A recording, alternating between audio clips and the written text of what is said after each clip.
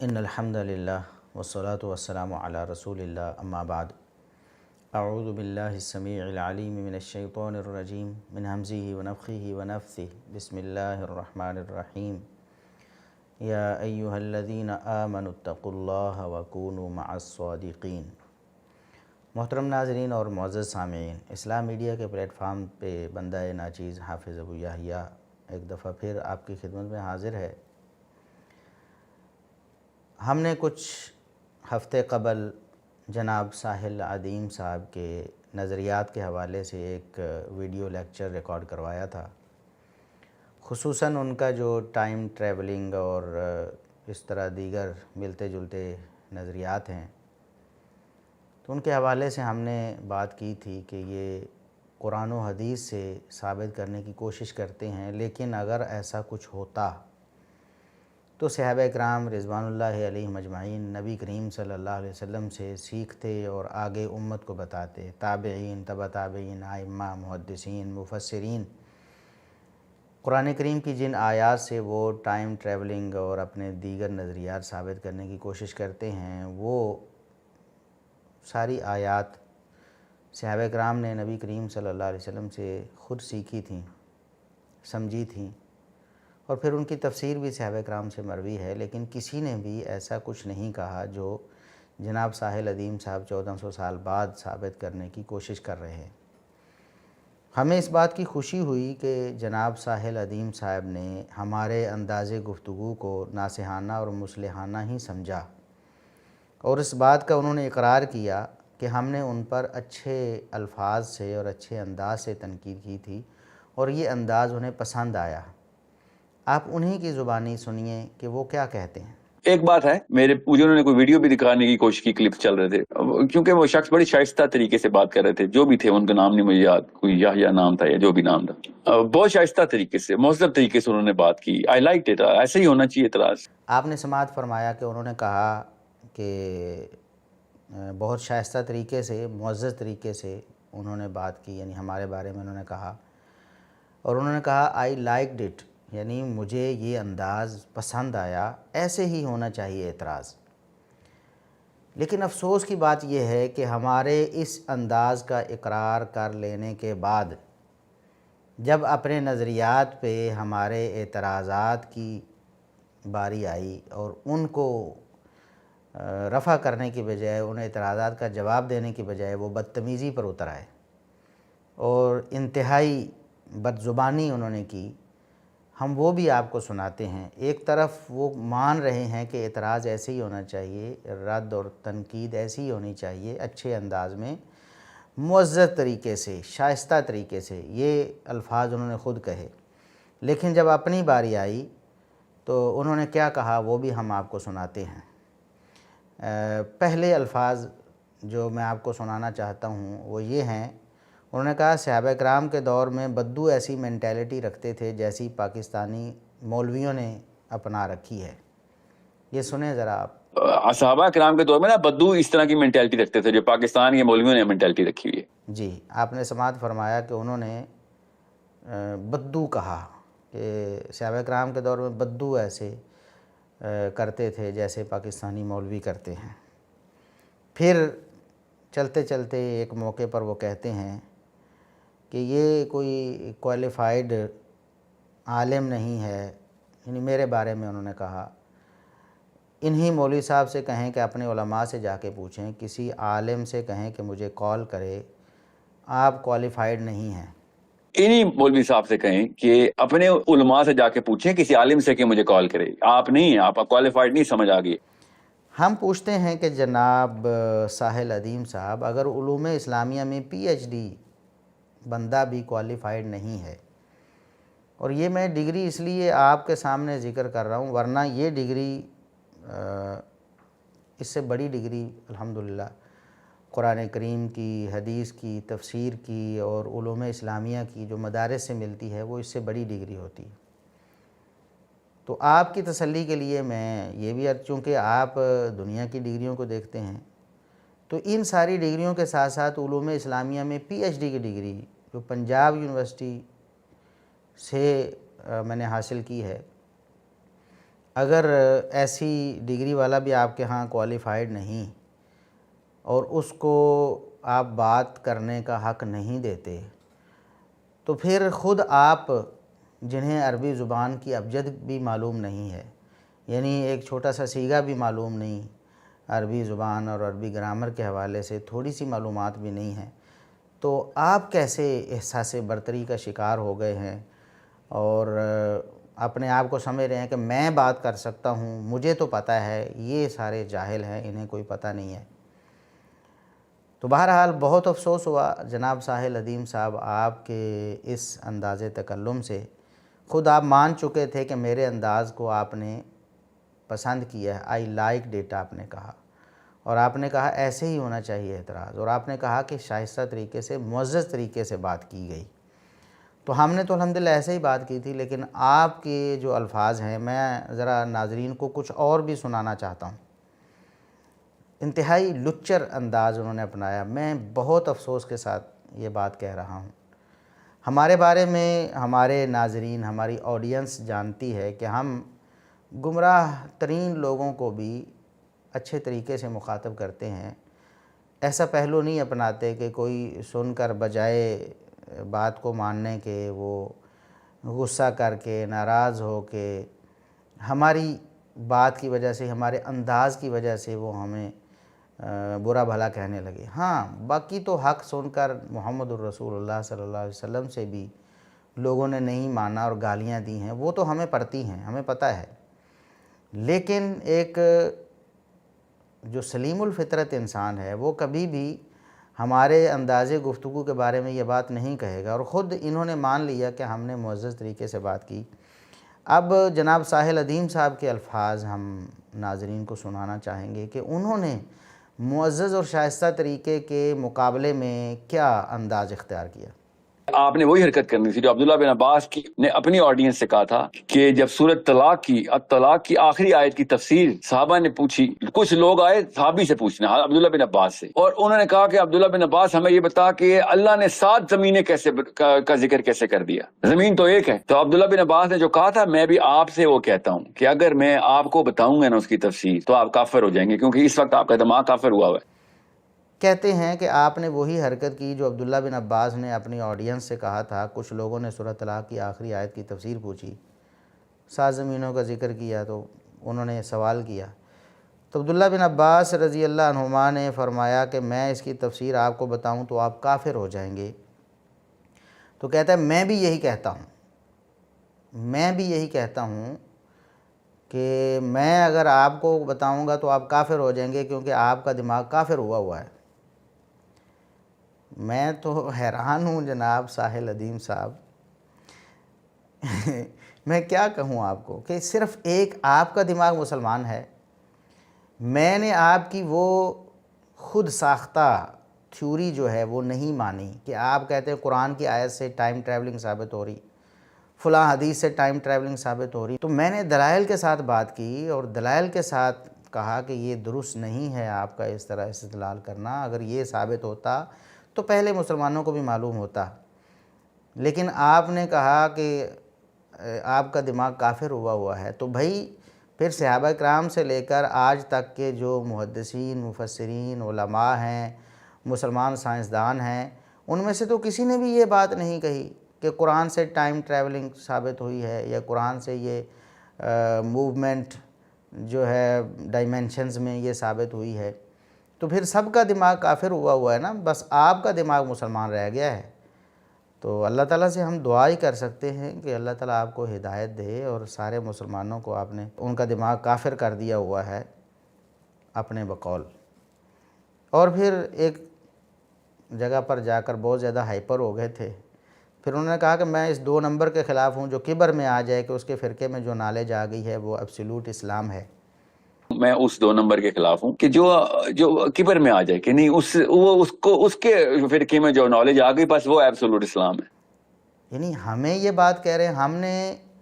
پورے لیکچر میں جو ساحل ادیم صاحب کے حوالے سے ہم نے دیا، کوئی بھی منصف مزاج شخص اس لیکچر کو اٹھائے اور اس کو سنے، دیکھے اس کو، ہم نے بار بار یہ کہا کہ صحابہ و تابعین، تبع تابعین اور ائمہ دین، جس کو آپ کہتے ہیں نا کلاسیکل ایرا جو ہے اسلام کا، ہم نے بار بار اس کی بات کی کہ دیکھیں اگر یہ کوئی بات ایسی ہوتی تو کلاسیکل ایرا میں مسلمانوں کو معلوم ہوتی، صحابہ بتاتے، تابعین بتاتے، تبع تابعین بتاتے، ائمہ دین، مفسرین، محدثین بتاتے۔ ہم نے تو ایسی کوئی بات کی ہی نہیں کہ ہمارے دماغ میں جو آ جائے وہ ایبسولوٹ اسلام ہے۔ ہاں آپ ضرور یہ کر رہے ہیں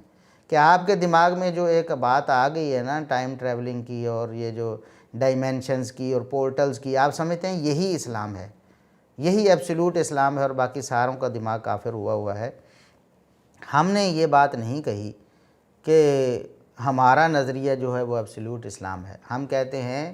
صحابہ، تابعین، تبع تابعین اور ائمہ دین نے اتفاقی طور پر جو تفسیر کی اور جو فہم قرآن و حدیث کا بیان کیا ہے وہ ایبسولوٹ اسلام ہے، اور اگر آپ اس پہ ناراض ہوتے ہیں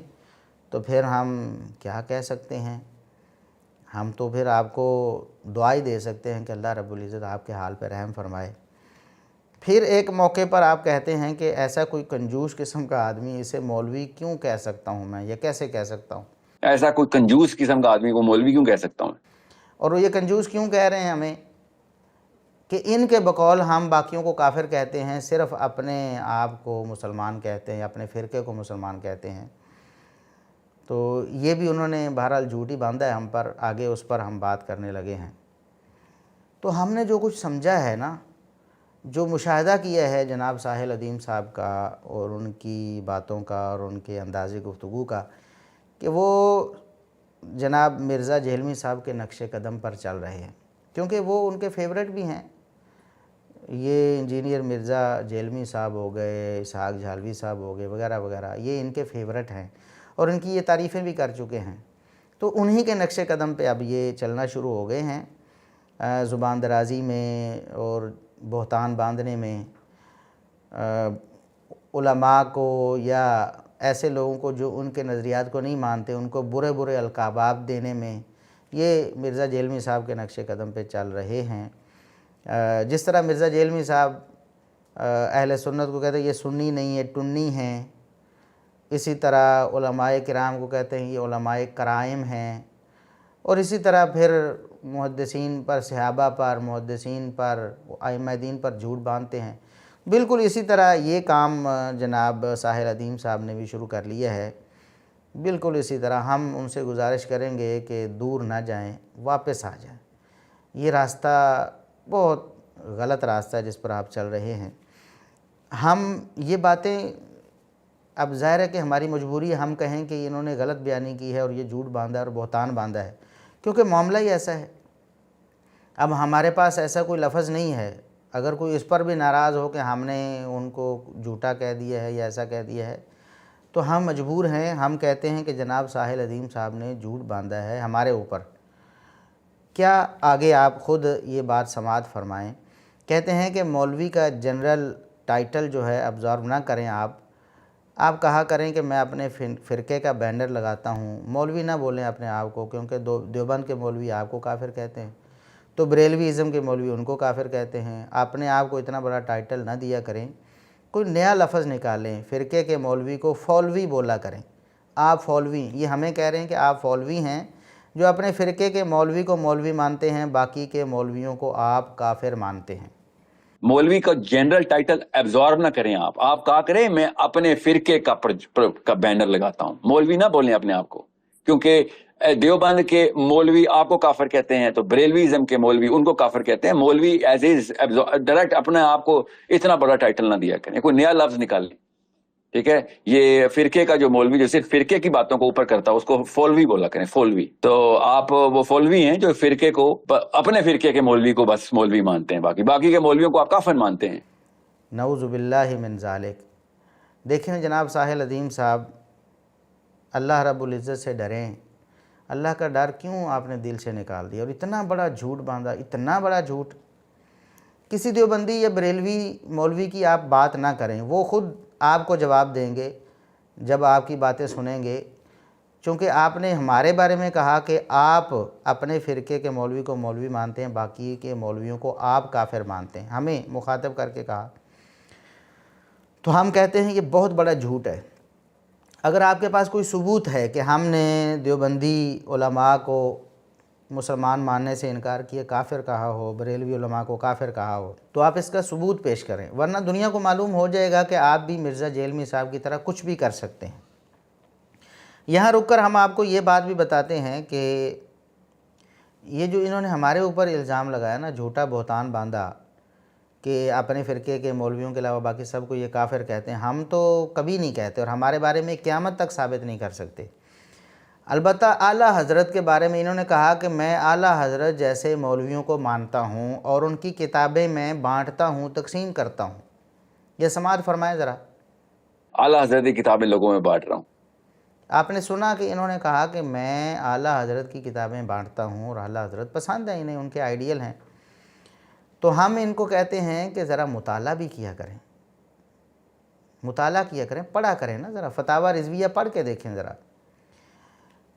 دیوبندی اہل حدیث دونوں کے لوگوں کو انہوں نے بدترین کافر کہا ہوا ہے، ان کو مسلمان ماننے کے لیے تیار نہیں۔ تو جو کفر کے فتوے بانٹتے رہے، جن کی کتابوں میں آج بھی کفر کے فتوے بھرے ہوئے ہیں، مسلمانوں کو مسلمان نہیں مانتے، کافر کہتے ہیں، ان کی کتابیں تو آپ بانٹتے پھرتے ہیں نا، آپ ان کی ترویج کرتے ہیں، آپ کو فخر ہے ان پر۔ لیکن جنہوں نے آج تک دیوبندیوں اور بریلویوں کو کافر نہیں کہا، ان کے مولویوں کو بھی کافر نہیں کہا، ان کے بارے میں آپ بہتان باندھ رہے ہیں کہ یہ کافر کہتے ہیں۔ تو جو تکفیر کے خلاف ہیں ان کو آپ نے تکفیری بنا دیا ہے، اور جو تکفیری ہیں ان کو ان کی کتابیں آپ لوگوں کو بانٹ رہے ہیں اور وہ آپ کے آئیڈیل بنے ہوئے ہیں۔ ہم اس پر انا للہ و انا الیہ راجعون ہی پڑھ سکتے ہیں۔ اب آتے ہیں آپ کی جو سپیچ تھی یا آپ کا وہ جو کلپ تھا جو آپ نے ہمارے خلاف جس میں باتیں کی ہیں، تو اس میں آپ نے غلو کیا ہے، روافظ والا غلو۔ جس طرح روافظ سیدنا علی رضی اللہ عنہ کے بارے میں غلو آمیز گفتگو کرتے ہیں، تو ہم آپ کو رافضی تو نہیں کہتے، ہمیں ابھی تک یہی معلوم ہوا کہ آپ رافضیوں سے ٹریپ ہو گئے ہیں، کیونکہ آپ نے رافضیوں کو سنا ہے، ان کو پڑھا ہے اور ان کی باتوں میں آ گئے ہیں، اور رافضیوں کا نظریہ ہی پروموٹ کرنے لگ گئے ہیں آگے، اور وہ بھی ایک آدھ لاجک، عقلی جو لاجک ہے اس کی بنا پر۔ آپ نے کہا کہ جو علم نبوت سیدنا علی رضی اللہ عنہ کے پاس تھا وہ کسی اور کے پاس نہیں تھا، یعنی آپ نے صحابہ میں سے سب سے بڑا عالم سیدنا علی رضی اللہ عنہ کو بتایا۔ آپ نے کہا، آپ کے الفاظ ہی ہم ناظرین کو سناتے ہیں، آپ نے کہا دو ہی کیٹیگریز ہیں، انبیاء اور باقی کے انسان۔ تو باقی کے انسانوں میں اگر کوئی قریب ترین آ سکتا ہے اس علم کے جو انبیاء کے کو اللہ ڈائریکٹ دیتے ہیں، تو وہ علی بن ابی طالب ہی ہیں۔ دو ہی کیٹیگریز ہیں، انبیاء اور باقی کے انسان۔ تو باقی کے انسانوں میں اگر کوئی قریب ترین آ سکتا ہے نا اس علم کے کہ جو انبیاء کو اللہ ڈائریکٹ دیتے ہوتے ہیں، تو وہ علی بن ابی طالب ہی ہیں نا۔ ہم کہتے ہیں کہ علی رضی اللہ عنہ کے علم و فضل میں کوئی دوسری رائے نہیں، وہ بہت بڑے عالم تھے اور بہت بڑی برگزیدہ ہستی ہیں، لیکن ان کے فضائل و مناقب میں غلو کرنا اور دوسرے صحابہ کرام خصوصاً سیدنا ابو بکر و عمر رضی اللہ عنہما جن کا علم و فضل کتاب و سنت کی روشنی میں فائق ہے، ان کو نیچے کرنا، یہ غلو ہے اور یہ روافظ کا پھیلایا ہوا غلو ہے۔ خود سیدنا علی رضی اللہ عنہ بھی اس سے متفق نہیں ہوں گے، قیامت کے دن وہ بھی آپ سے بیزاری کا اعلان کریں گے، کیونکہ وہ خود دنیا میں لوگوں کو بتا کر گئے ہیں کہ اس امت میں محمد الرسول اللہ صلی اللہ علیہ وسلم کے بعد علم و فضل میں کوئی ہستی ہے تو وہ ابو بکر صدیق رضی اللہ عنہ ہیں۔ اب سیدنا ابو بکر صدیق رضی اللہ عنہ سب صحابہ سے بڑھ کر علم نبوت کے حامل تھے اور محمد الرسول اللہ صلی اللہ علیہ وسلم کے مزاج کو سب سے زیادہ سمجھنے والے تھے۔ ہم چند ایک یہاں دلائل سرسری ذکر کر دیتے ہیں تاکہ لوگوں کو بھی معلوم ہو جائے اور آپ بھی اللہ تعالیٰ آپ کو ہدایت دے، آپ بھی واپس پلٹیں، اپنے نظریات کو درست کریں۔ یہ صحیح بخاری کی حدیث ہے 3904 نمبر۔ سیدنا ابو سعید خدری رضی اللہ عنہ راوی، وہ واقعہ آپ نے سنا ہوگا کہ آپ صلی اللہ علیہ وسلم نے اپنی وفات کے قریب فرمایا کہ اللہ نے ایک بندے کو اختیار دیا ہے، وہ دنیا میں رہنا چاہے دنیا میں رہے، اور اگر اللہ کے پاس جانا چاہے تو اللہ کے پاس چلا جائے، تو اس بندے نے اللہ کے پاس جانا پسند کر لیا ہے۔ تو ابو بکر صدیق رضی اللہ عنہ زاروں کے تار رونے لگے۔ لوگوں نے کہا کہ ان بزرگوں کو کیا ہو گیا ہے، کیوں رونے لگ گئے ہیں؟ نبی کریم صلی اللہ علیہ وسلم نے تو ایک بات کی ہے، ایک بندے کے بارے میں بات سنائی ہے، لیکن بعد میں لوگوں کو معلوم ہوا کہ نبی کریم صلی اللہ علیہ وسلم نے اپنے بارے میں یہ بتایا تھا اور اصل میں اپنی وفات کی خبر دی تھی۔ وہاں حدیث میں الفاظ ہیں، سیدنا ابو سعید خدری رضی اللہ عنہ کہتے ہیں کہ ہم سارے صحابہ کو معلوم ہوا بعد میں کہ یہ ہستی رسول اللہ صلی اللہ علیہ وسلم کی تھی، آپ نے اپنی وفات یعنی اللہ کے پاس جانے کو ترجیح دینے کا ذکر کیا تھا۔ وَقَانَ أَبُو بَكْرٍ هُوَ أَعْلَمَ بِهِ، ابو بکر صدیق رضی اللہ عنہ محمد الرسول اللہ صلی اللہ علیہ وسلم کو ہم سب سے بڑھ کر سمجھنے والے، سب صحابہ وہاں موجود ہیں، نبی کریم صلی اللہ علیہ وسلم کی اس بات کو انہوں نے سنا ہے، لیکن سمجھا صرف ابو بکر صدیق رضی اللہ عنہ نے ہے۔ یہ ان کے مزاج رسول کو سب سے زیادہ پہچاننے کی سب سے واضح دلیل ہے۔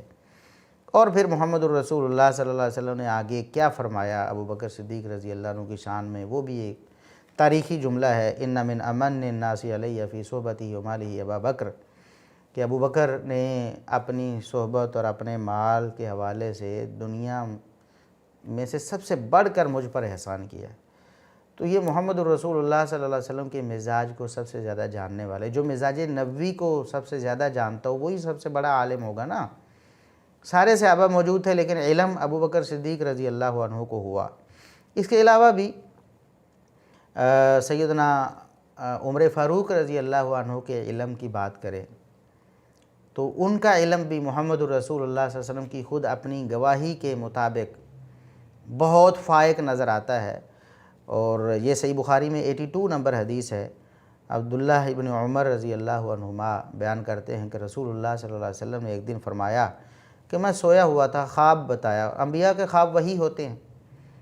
اپنا خواب بتایا کہ مجھے اللہ نے خواب میں وحی کی کہ میرے پاس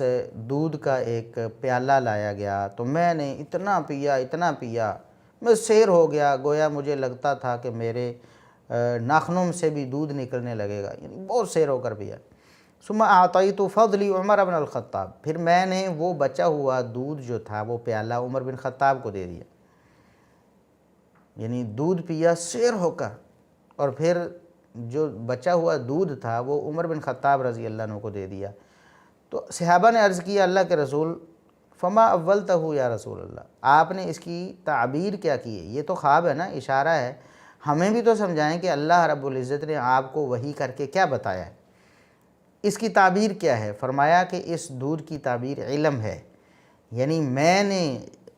اللہ رب العزت کی وحی کا علم اتنا حاصل کیا، اپنے اندر سمویا کہ میں پیکر علم بن گیا، پھر میں نے وہ علم عمر بن خطاب رضی اللہ عنہ کو دے دیا۔ تو یہ عمر بن خطاب رضی اللہ عنہ کے عالم ہونے کی بہت واضح دلیل ہے کہ ابو بکر صدیق رضی اللہ عنہ کے ساتھ ساتھ عمر فاروق رضی اللہ عنہ بھی علم نبوت کو سب سے بڑھ کر جاننے والے تھے۔ اسی طرح صحیح بخاری میں ہی 3689 نمبر حدیث ہے، آپ صلی اللہ علیہ وسلم نے ارشاد فرمایا کہ تم میں سے پہلے جو امتیں ہوتی تھیں ان میں محدث ہوتے تھے، اور بعض روایات میں ہے یکلمون من غیر ان یکونوا انبیاء، یہ صحیح بخاری کے الفاظ ہیں کہ اللہ رب العزت کی طرف سے ان کے ساتھ کلام کیا جاتا، ان کو الہام ہوتا تھا، حالانکہ وہ نبی نہیں ہوتے تھے، پھر بھی ان کو اللہ رب العزت کی طرف سے خصوصی الہام ہوتا تھا، ان سے کلام ہوتی تھی۔ اگر میری امت میں کوئی ہو ایسا تو وہ عمر ہے۔ تو عمر بن خطاب رضی اللہ عنہ کے علم کا کیا کہیں، کیا اندازہ لگائیں۔ ایک اور حدیث سنیں جو جامع ترمذی کی ہے، سیدنا عبداللہ ابن عمر رضی اللہ عنہ، یہ جامع ترمذی میں 3682 نمبر حدیث ہے۔ عبداللہ بن عمر رضی اللہ عنہ بیان کرتے ہیں کہ رسول اللہ صلی اللہ علیہ وسلم نے فرمایا ان اللہ جعل الحق علی لسان عمر وقلبہ، اللہ رب العزت نے عمر رضی اللہ عنہ کی زبان پر، ان کے دل پر حق کو جاری کر دیا، ان کی زبان پر جو بات آتی ہے وہ حق ہوتی ہے، ان کے دل پر جو بات گزرتی ہے، ان کو خیال آتا ہے وہ حق ہوتا ہے۔ اور عبداللہ بن عمر رضی اللہ عنہ فرماتے ہیں کہ یہی وجہ تھی کہ جب بھی لوگوں پر کوئی معاملہ انہیں درپیش ہوا، لوگوں نے اپنی اپنی آراء دیں، تو عمر بن خطاب رضی اللہ عنہ نے جو رائے دی سب لوگوں سے ہٹ کر بھی دی، تو اللہ رب العزت نے اسی کے مطابق قرآن نازل کر دی۔ یہ عمر بن خطاب رضی اللہ عنہ کا علم ہے جو اللہ رب العزت نے محمد الرسول اللہ صلی اللہ علیہ وسلم کے ذریعے انہیں عطا فرمایا تھا۔ اسی طرح ایک موقع پر صحابہ کرام میں اختلاف ہو گیا۔ یہ صحیح مسلم میں 681 نمبر حدیث ہے۔ صحابہ کرام میں اختلاف ہو گیا، صحابہ کرام نے رسول اللہ صلی اللہ علیہ وسلم کے حوالے سے اختلاف کیا کہ آپ پیچھے ہیں یا آپ آگے چلے گئے۔ جب آپ صلی اللہ علیہ وسلم کو علم ہوا، آپ صلی اللہ علیہ وسلم نے دونوں گروہوں کی بات کو سنا تو فرمایا کہ فَإِن يُطِيعُوا أَبَا بَكْرٍ وَعُمَرَ يَرْشُدُوا، اگر یہ ابو بکر و عمر کی بات مانیں گے تو تب ہی یہ راہ راست پہ رہیں گے۔ یعنی ابو بکر و عمر رضی اللہ عنہما ایک بات کہتے ہیں، باقی سارے صحابہ اگر اس کے خلاف کہتے ہیں تو ابو بکر و عمر رضی اللہ عنہما کی بات پر محمد الرسول اللہ صلی اللہ علیہ وسلم مہر لگاتے ہیں، اور یہ تا قیامت لوگوں کو بتا دیتے ہیں کہ ابو بکر و عمر کی بات مانیں گے تو راہ ہدایت پر رہیں گے۔ اب ان کے بعد سیدنا عثمان رضی اللہ عنہ ہیں، سیدنا علی رضی اللہ عنہ ہیں، ان کے علم کا کوئی انکاری نہیں، لیکن ابو بکر و عمر رضی اللہ عنہما کے علم سے ان کو کمپیئر نہیں کیا جا سکتا ہے، یا یہ بالکل نہیں کہا جا سکتا کہ علی رضی اللہ عنہ سب سے بڑے عالم ہیں صحابہ کرام میں سے۔ یہ غلط نظریہ ہے، یہ برا نظریہ ہے، کتاب و سنت کے خلاف ہے، امت کے اجماع کے خلاف ہے، صحابہ کرام کے فیصلے کے خلاف ہے۔ اور شیخ الاسلام ابن تیمیہ رحمہ اللہ تعالیٰ نے بہت ہی خوب الفاظ اس حوالے سے فرمائے ہیں۔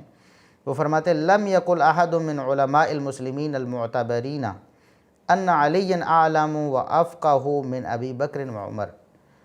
مسلمانوں میں سے کسی ایک عالم نے آج تک، صحابہ، تابعین، تبع تابعین، ائمہ دین، کسی نے بھی کبھی یہ نہیں کہا کہ علی رضی اللہ عنہ ابو بکر و عمر رضی اللہ عنہما سے زیادہ عالم یا زیادہ فقیہ ہیں۔ کتنی بڑی بات ہے شیخ الاسلام ابن تیمیہ رحمۃ اللہ علیہ نے جو بتائی ہے، اور بالکل برحق ہے۔ کوئی ایک عالم بھی دنیا میں ابن تیمیہ رحمۃ اللہ علیہ سے پہلے ایسا نہیں گزرا جس نے کہا ہو کہ علی المرتضیٰ رضی اللہ عنہ ابو بکر و عمر رضی اللہ عنہما سے بڑے عالم یا بڑے فقیہ ہیں، بلکہ صرف ابو بکر صدیق رضی اللہ عنہ سے بھی ان کو کمپیئر نہیں کیا جا سکتا، یا ان سے افضل نہیں کہا جا سکتا علم و فقہ میں۔ اور اگر کوئی اس پر اجماع کا دعویٰ کرے کہ جی اس پر اتفاق ہے، جس طرح یہ ساحل ادیم صاحب یہ کہنے کی کوشش کر رہے ہیں، یا روافظ یہ کہتے ہیں کہ علی رضی اللہ عنہ بالاتفاق سب صحابہ سے زیادہ عالم تھے، تو فرماتے ہیں من اجہل الناس واکذبہم، وہ جاہل ترین انسان اور جھوٹا ترین انسان ہے۔ بل ذکر غیر واحد من العلماء اجماع العلماء علی ان ابا بکر الصدیق اعلم من علی، ہاں ایسا تو کسی نے نہیں کہا علماء میں سے کہ علی رضی اللہ عنہ جو ہیں وہ بڑے عالم ہیں ابو بکر و عمر رضی اللہ عنہما سے۔ ہاں اس پر علماء نے اجماع نقل کیا ہے کہ ابو بکر و عمر رضی اللہ عنہما، بلکہ ابو بکر صدیق رضی اللہ عنہ اکیلے بھی ہوں تو علی رضی اللہ عنہ سے وہ بڑے عالم ہیں، ان کا علم زیادہ ہے، اور علی رضی اللہ عنہ ان سے بڑے عالم نہیں ہیں۔ ان میں سے جن علماء نے اجماع کا دعویٰ کیا ہوا ہے، ان میں سے انہوں نے منصور بن عبد الجبار سمعانی مروزی کا بھی ذکر کیا ہے، اسی طرح دیگر علماء بھی ہیں۔ تو یہ کتنی واضح بات ہے کہ مسلمانوں کا بالاتفاق عقیدہ یہ رہا ہے کہ ابو بکر صدیق رضی اللہ عنہ وہ اعلم الصحابہ ہیں، یعنی سب صحابہ سے بڑے عالم ہیں، تو ابو بکر و عمر رضی اللہ عنہما کے علم کا مقابلہ نہیں کیا جا سکتا۔ ہاں سیدنا علی رضی اللہ عنہ کا علم و فضل اپنی جگہ پر وہ مسلم ہے، اور اس کا انکار کوئی منافق ہی کر سکتا ہے، اور علی رضی اللہ عنہ کے جو فضائل و مناقب ہیں ان کا بھی اقرار ہے، جو کتاب و سنت میں ان کے بارے میں ثابت ہے، ہمارے سر آنکھوں پر ہم سرے منہ بھی اس سے منحرف ہونا نفاق سمجھتے ہیں۔ تو لہٰذا یہ غلو امیز عقیدہ چھوڑ دیجئے جناب ساحل ادیم صاحب، دلائل آپ کے پاس آ چکے ہیں۔ علی رضی اللہ عنہ کی شان میں غلو کرنے کے لیے آپ نے مرفوع حکمی حدیث، کتنی بڑی اصطلاح ہے، ویسے تو آپ نے یہ دعویٰ کیا ہوا ہے کہ میں اسماء و رجال کا بڑا جاننے والا ہوں اور میں بڑا پرچار کرنے والا ہوں، آگے بات آ رہی ہے۔ تو یہاں آپ نے مرفوع حکمی ایک پوری ایک اصطلاح ہے فن حدیث میں، اصول حدیث میں، آپ نے اس پر پانی پھیر دیا یہ تاثر دے کر کہ علی رضی اللہ عنہ جو بات بھی کریں وہ نبی کریم صلی اللہ علیہ وسلم سے لی گئی ہوتی ہے، وہ کسی دانشور کا قول نہیں ہوتا۔ تو آپ نے جو الفاظ کہے ہیں ہم پہلے ناظرین کے سامنے پیش کرتے ہیں اسکرین پر۔ میں یہ تمہید اس لیے باندھ رہا ہوں آپ کو پتہ چلے کہ جب علی بن ابی طالب کوئی کلیم کرتے ہیں نا تو وہ کوئی پروفیسر کا، فلاسفر کا، کوئی دانش مند کا کلیم نہیں ہوتا، خالی وہ ایک نبی علیہ السلام کی اس پیڈسٹل کی پوری مطلب اس آبشار سے پیا ہوا ڈائریکٹ پانی ہوتا ہے۔ سو اٹس ناٹ، ابھی مجھے بہت لکھا گیا ہے میری ای میل باکس میں کہ اہل تشیعوں کی حدیث آپ نے کوٹ کر دی ہے۔ تو آپ نے کہا میں تمہید اس لیے باندھ رہا ہوں کہ آپ کو پتہ چلے کہ جب علی بن ابی طالب کوئی کلیم کرتے ہیں نا تو وہ پروفیسر کا، فلاسفر کا، دانش مند کا کلیم نہیں ہوتا، خالی وہ نبی علیہ السلام کی آبشار سے پیا ہوا ڈائریکٹ پانی ہوتا ہے۔ میری ان باکس میں بہت لکھا گیا ہے کہ اہل تشیع کی حدیث آپ نے کوٹ کر دی، اہل تشیع کی حدیث، لفظ اہل تشیع ہے۔ تو یعنی وہ تاثر یہ دینا چاہتے ہیں کہ سیدنا علی رضی اللہ عنہ کا جو قول ہے وہ نبی کریم صلی اللہ علیہ وسلم سے لیا ہوا ہوتا ہے، تو اس کا مطلب ہے کہ باقی صحابہ کرام کا جو قول ہوتا ہے کیا وہ نبی کریم صلی اللہ علیہ وسلم سے لیا ہوا نہیں ہوتا؟ یہ تو اصول حدیث میں طے کر دیا گیا ہے کہ کسی صحابی کا ایسا قول فعل جس کا تعلق اجتہاد سے نہ ہو، کہ اس کے ذاتی اجتہاد کا کوئی عمل دخل اس میں نظر نہ آتا ہو، تو وہ قول اگر صحابی اپنی طرف سے بھی کہے، یعنی نبی کریم صلی اللہ علیہ وسلم کا نام نہ بھی لے اور آپ کی طرف منسوب نہ بھی کرے، تب بھی وہ مرفوع ہے، اس کو مرفوع حکمی کہتے ہیں۔ مرفوع کا مطلب نبی کریم صلی اللہ علیہ وسلم کی حدیث، مرفوع حکمی کا مطلب یہ ہے کہ درجے میں اس کو بھی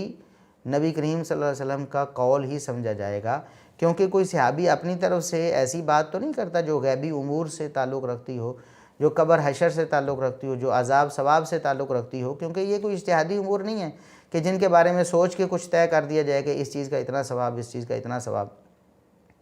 یا قبر میں یہ ہوگا، یا قیامت جنت میں یہ ہوگا، جہنم میں ہوگا۔ یہ چیزیں تو ظاہر ہے نبی کریم صلی اللہ علیہ وسلم سے سنی ہیں تو انہوں نے آگے بیان کی ہیں۔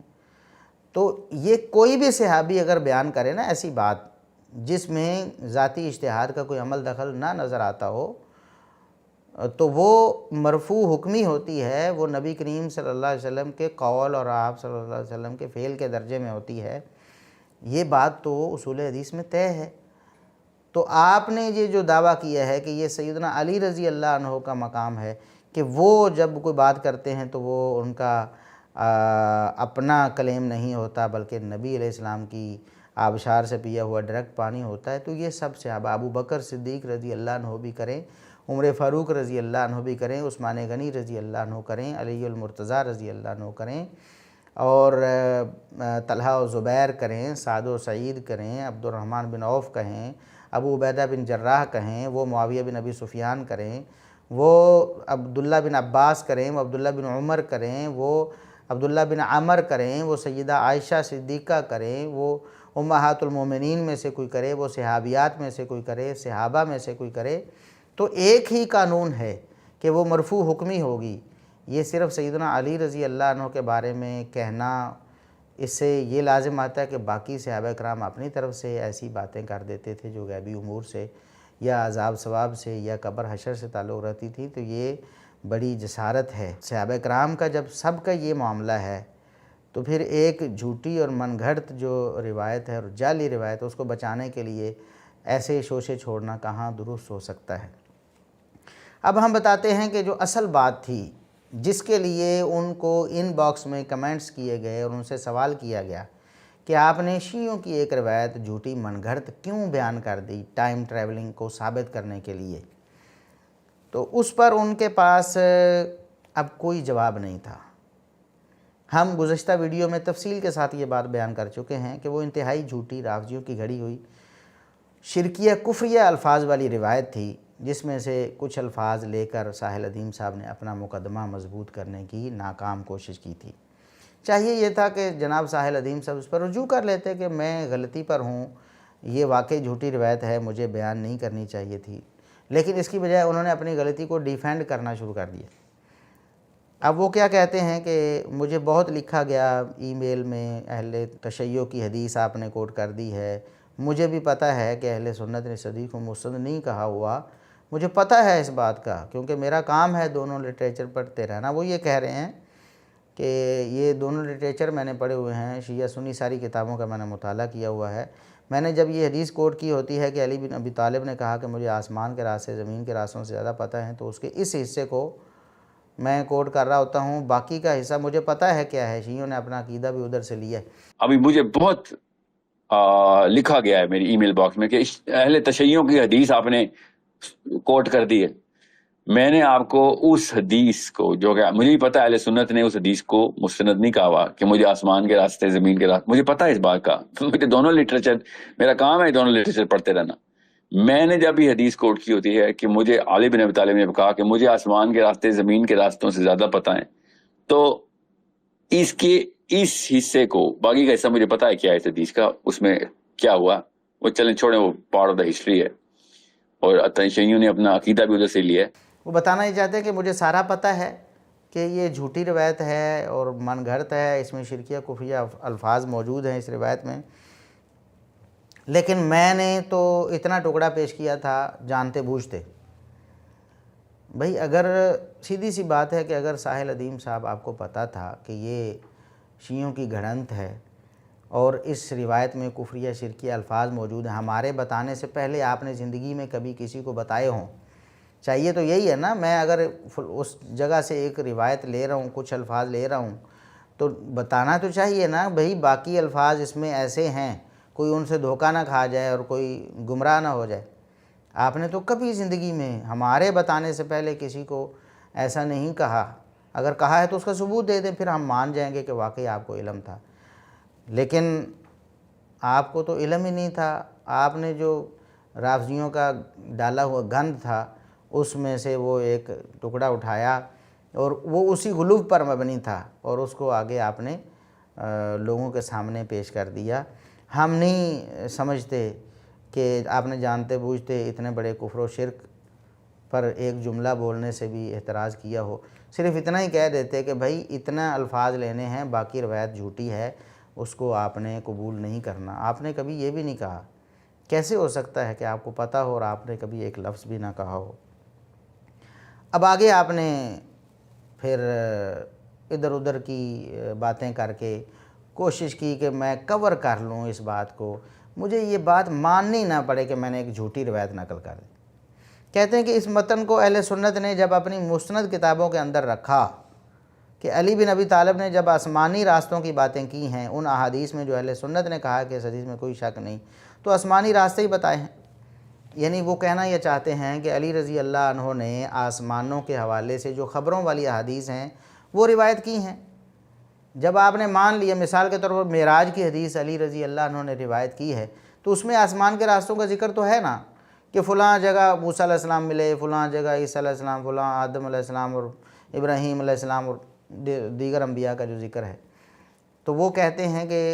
آسمانوں کے راستوں اور آسمانوں کی خبروں والی حدیثیں علی رضی اللہ عنہ نے بیان کی ہوئی ہیں، اور بخاری میں ہے، مسلم میں ہے، اور دیگر حدیث کی کتابوں میں، اور آپ کہتے ہیں کہ یہ صحیح ہیں، تو پھر یہ متن صحیح ہو گیا نا کہ علی رضی اللہ عنہ نے یہ کہا کہ مجھے زمین سے بھی زیادہ آسمان کے راستوں کا علم ہے۔ کہتے ہیں یہ ایک محاورہ ہے، باقی جگہ آپ محاورے لے لیتے ہیں، تو یہاں آپ محاورے کے طور پر اس کو کیوں نہیں سمجھتے؟ اس متن کو سمجھیں کہ جو اہل سنت والجماعت نے خود اپنی مستند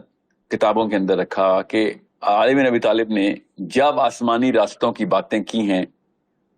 ان حدیث میں جو اہل سنت نے کہا ہے اس حدیث میں کوئی شک نہیں، تو وہ آسمانی راستے ہی بتائیں علی بن ابی طالب نے۔ اس کو میں بیس بنا کے علی بن ابی طالب کی اس حدیث کے اس حصے کو پوری طریقے سے سمجھتا ہوں کہ علی بن ابی طالب کو آسمان کے راستے پتہ تھے، جس طریقے سے انہوں نے اہل سنت والجماعت نے وہ حدیثیں کوٹ کی ہیں، تو اور کیا بتائیں، آسمان کے راستے ہی بتا رہے ہو۔ تو اگر باقی کے معاملات میں آتے ہیں تو وہ وہاں پہ محاورہ استعمال ہوا محاورہ، تو یہاں پہ بھی محاورہ استعمال کر لیں کہ آسمان کے راستے زمین کے راستوں سے زیادہ آتے ہیں، کا مطلب ہے کہ جتنے مجھے آسمان کے راستے پتہ ہیں اتنے اور کسی کو نہیں پتہ آسمان کے راستے۔ اب پہلی بات تو یہ ہے کہ جب اہل سنت کی معتبر کتابوں میں صحیح ترین احادیث موجود تھیں، ادیم صاحب جو کہتے ہیں کہ ان حدیثوں میں کوئی شبہ نہیں جو اہل سنت کی کتابوں میں ہیں، اور ان میں ذکر ہے کہ علی رضی اللہ عنہ نے آسمان کے راستوں والی خبریں بیان کی ہیں نبی کریم صلی اللہ علیہ وسلم سے سن کے، تو جب صحیح ترین احادیث موجود تھی تو کیا ضرورت پڑی تھی کہ جھوٹ کا پلندہ اور انتہائی گھٹیا روایت اس میں سے کچھ الفاظ غلو آمیز وہ لے کر وہ آگے پھیلانا، اس کی ضرورت کیا پیش آئی؟ تو پھر آپ بخاری سے پیش کرتے، مسلم سے پیش کرتے اور دوسری کتابوں سے پیش کرتے جو صحیح ترین روایتیں تھیں۔ دوسری بات یہ ہے کہ اگر آسمانی خبروں والی احادیث کی بنیاد پر یہ طے کیا جائے کہ جو بیان کرنے والا ہے وہ زمین سے بھی زیادہ آسمان کے راستوں کو جاننے والا ہے، تو پھر یہ کیا ساری احادیث کے علی رضی اللہ عنہ نے بیان کی؟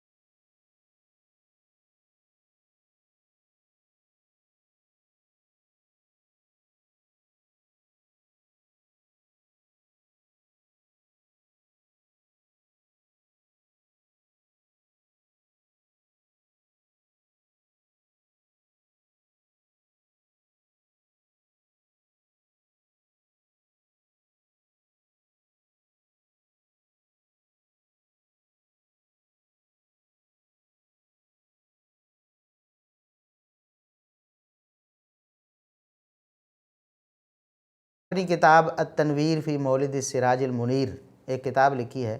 اس میں انہوں نے معراج والی حدیث کو ذکر کیا ہے سیدنا انس رضی اللہ عنہ کی سند سے، اور اس پر انہوں نے بڑی لمبی چوڑی بات کی ہے، یعنی شرح کی ہے، اس پہ فائدے نقل کیے ہیں۔ تو وہ میں نے آپ کو بتایا نا کہ سب سے زیادہ روایات نسبتاً سیدنا انس رضی اللہ عنہ سے مروی ہیں، تو پھر سیدنا انس رضی اللہ عنہ کے بارے میں یہ دعویٰ ہونا چاہیے تھا کہ ان کو زمین سے زیادہ آسمان کے رستوں کا علم ہے۔ بھائی کیسی باتیں کرتے ہیں۔ آگے کیا فرماتے ہیں کہ حافظ ابو الخطاب عمر بن دہیہ جو ہے انہوں نے کہا کہ معراج کے حوالے سے احادیث متواتر ہیں، وہ سیدنا عمر رضی اللہ عنہ سے، سیدنا علی رضی اللہ عنہ سے، سیدنا عبداللہ بن مسعود رضی اللہ عنہ سے، سیدنا ابو ذر، سیدنا مالک بن صعصع، ابو ہریرہ، ابو سعید، ابن عباس، شداد بن اوس، ابی بن کعب، عبد الرحمن بن قرط، اور اسی طرح دیگر صحابہ عبداللہ بن عمر ہیں، جابر ہیں، حذیفہ ہیں، بریدہ ہیں، ابو ایوب ہیں، ابو امامہ ہیں، سمرہ بن جندب ہیں، صہیب رومی ہیں، ام ہانی ہیں، سیدہ عائشہ ہیں، سیدہ اسماء ہیں رضی اللہ عنہم اجمعین، تو ان سب سے مروی ہیں۔ اب بتائیں کہ صحابہ کرام کا اتنا بڑا جمع غفیر آسمانوں کی باتیں ان لوگوں کو بتا رہا ہے نبی کریم صلی اللہ علیہ وسلم سے نقل کر کے، لیکن آپ ان سب کو چھوڑ کر صرف ایک کے بارے میں کہتے ہیں، یہ کلیم کرتے ہیں کہ ان کو زمین سے زیادہ آسمان کے راستوں کا علم تھا، یا یہ آپ بات سیدنا علی رضی اللہ عنہ کے منہ میں ڈالتے ہیں کہ انہوں نے نعوذ باللہ یہ کہا کہ مجھے زمین سے زیادہ آسمان کے راستوں کا علم ہے، تو کتنی بڑی زیادتی ہے۔ خود آپ کی جو عقلی لاجک ہے اس کے مطابق بھی یہ بالکل بودھی بات ہے اور بالکل بے حقیقت ہو گئی ہے۔ تو اللہ تعالیٰ آپ کو ہدایت دے، آپ کیوں رافضیوں کی باتوں میں آ کر ان کے عقائد و نظریات کو پروموٹ کر رہے ہیں اور اپنی غلطی ماننے کے لیے تیار نہیں ہیں۔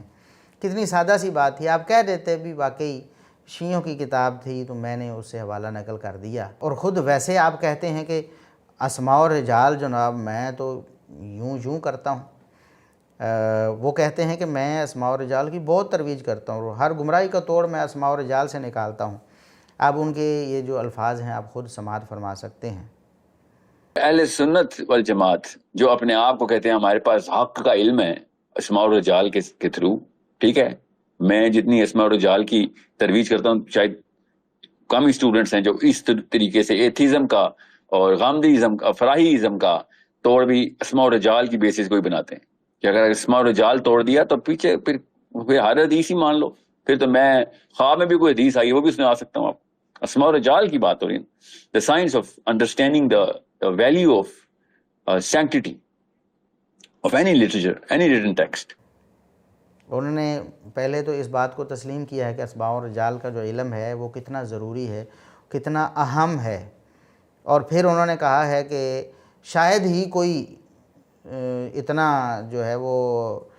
ترویج کرتا ہو اسماء الرجال کی جتنی میں کرتا ہوں۔ میں غامدی ازم کا رد کرتا ہوں، فراہی ازم کا توڑ جو ہے وہ میں ایتھیزم کا توڑ جو ہے وہ اسماء الرجال کو بناتا ہوں، اس کو بنیاد۔ اور پھر انہوں نے کہا کہ اگر اسماء الرجال کو توڑ دیں تو پھر تو سارا کچھ برباد ہو جائے گا، پھر تو خواب میں بھی کوئی حدیث آئے تو میں سنا سکتا ہوں، کیونکہ اسماء الرجال کو میں نے نہیں مانا۔ یعنی اسماء الرجال جو ہے یہ بنیادی علم ہے، کسی بھی بات کی ایتھینٹسٹی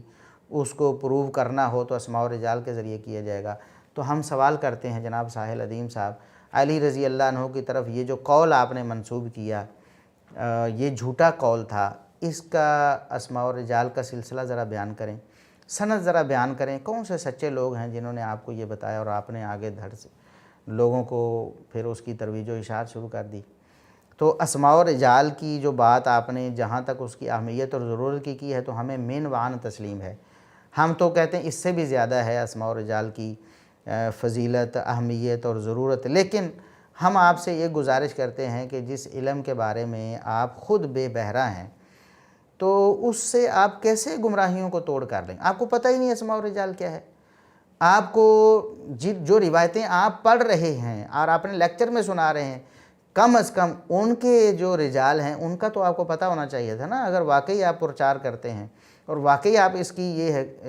ضرورت اور اہمیت تسلیم کرتے ہیں تو جو روایات آپ نے خود اپنے لیکچرز میں سنائی ہوئی ہیں ان کے رجال کے بارے میں تو آپ کو پتہ ہونا چاہیے کہ نہیں۔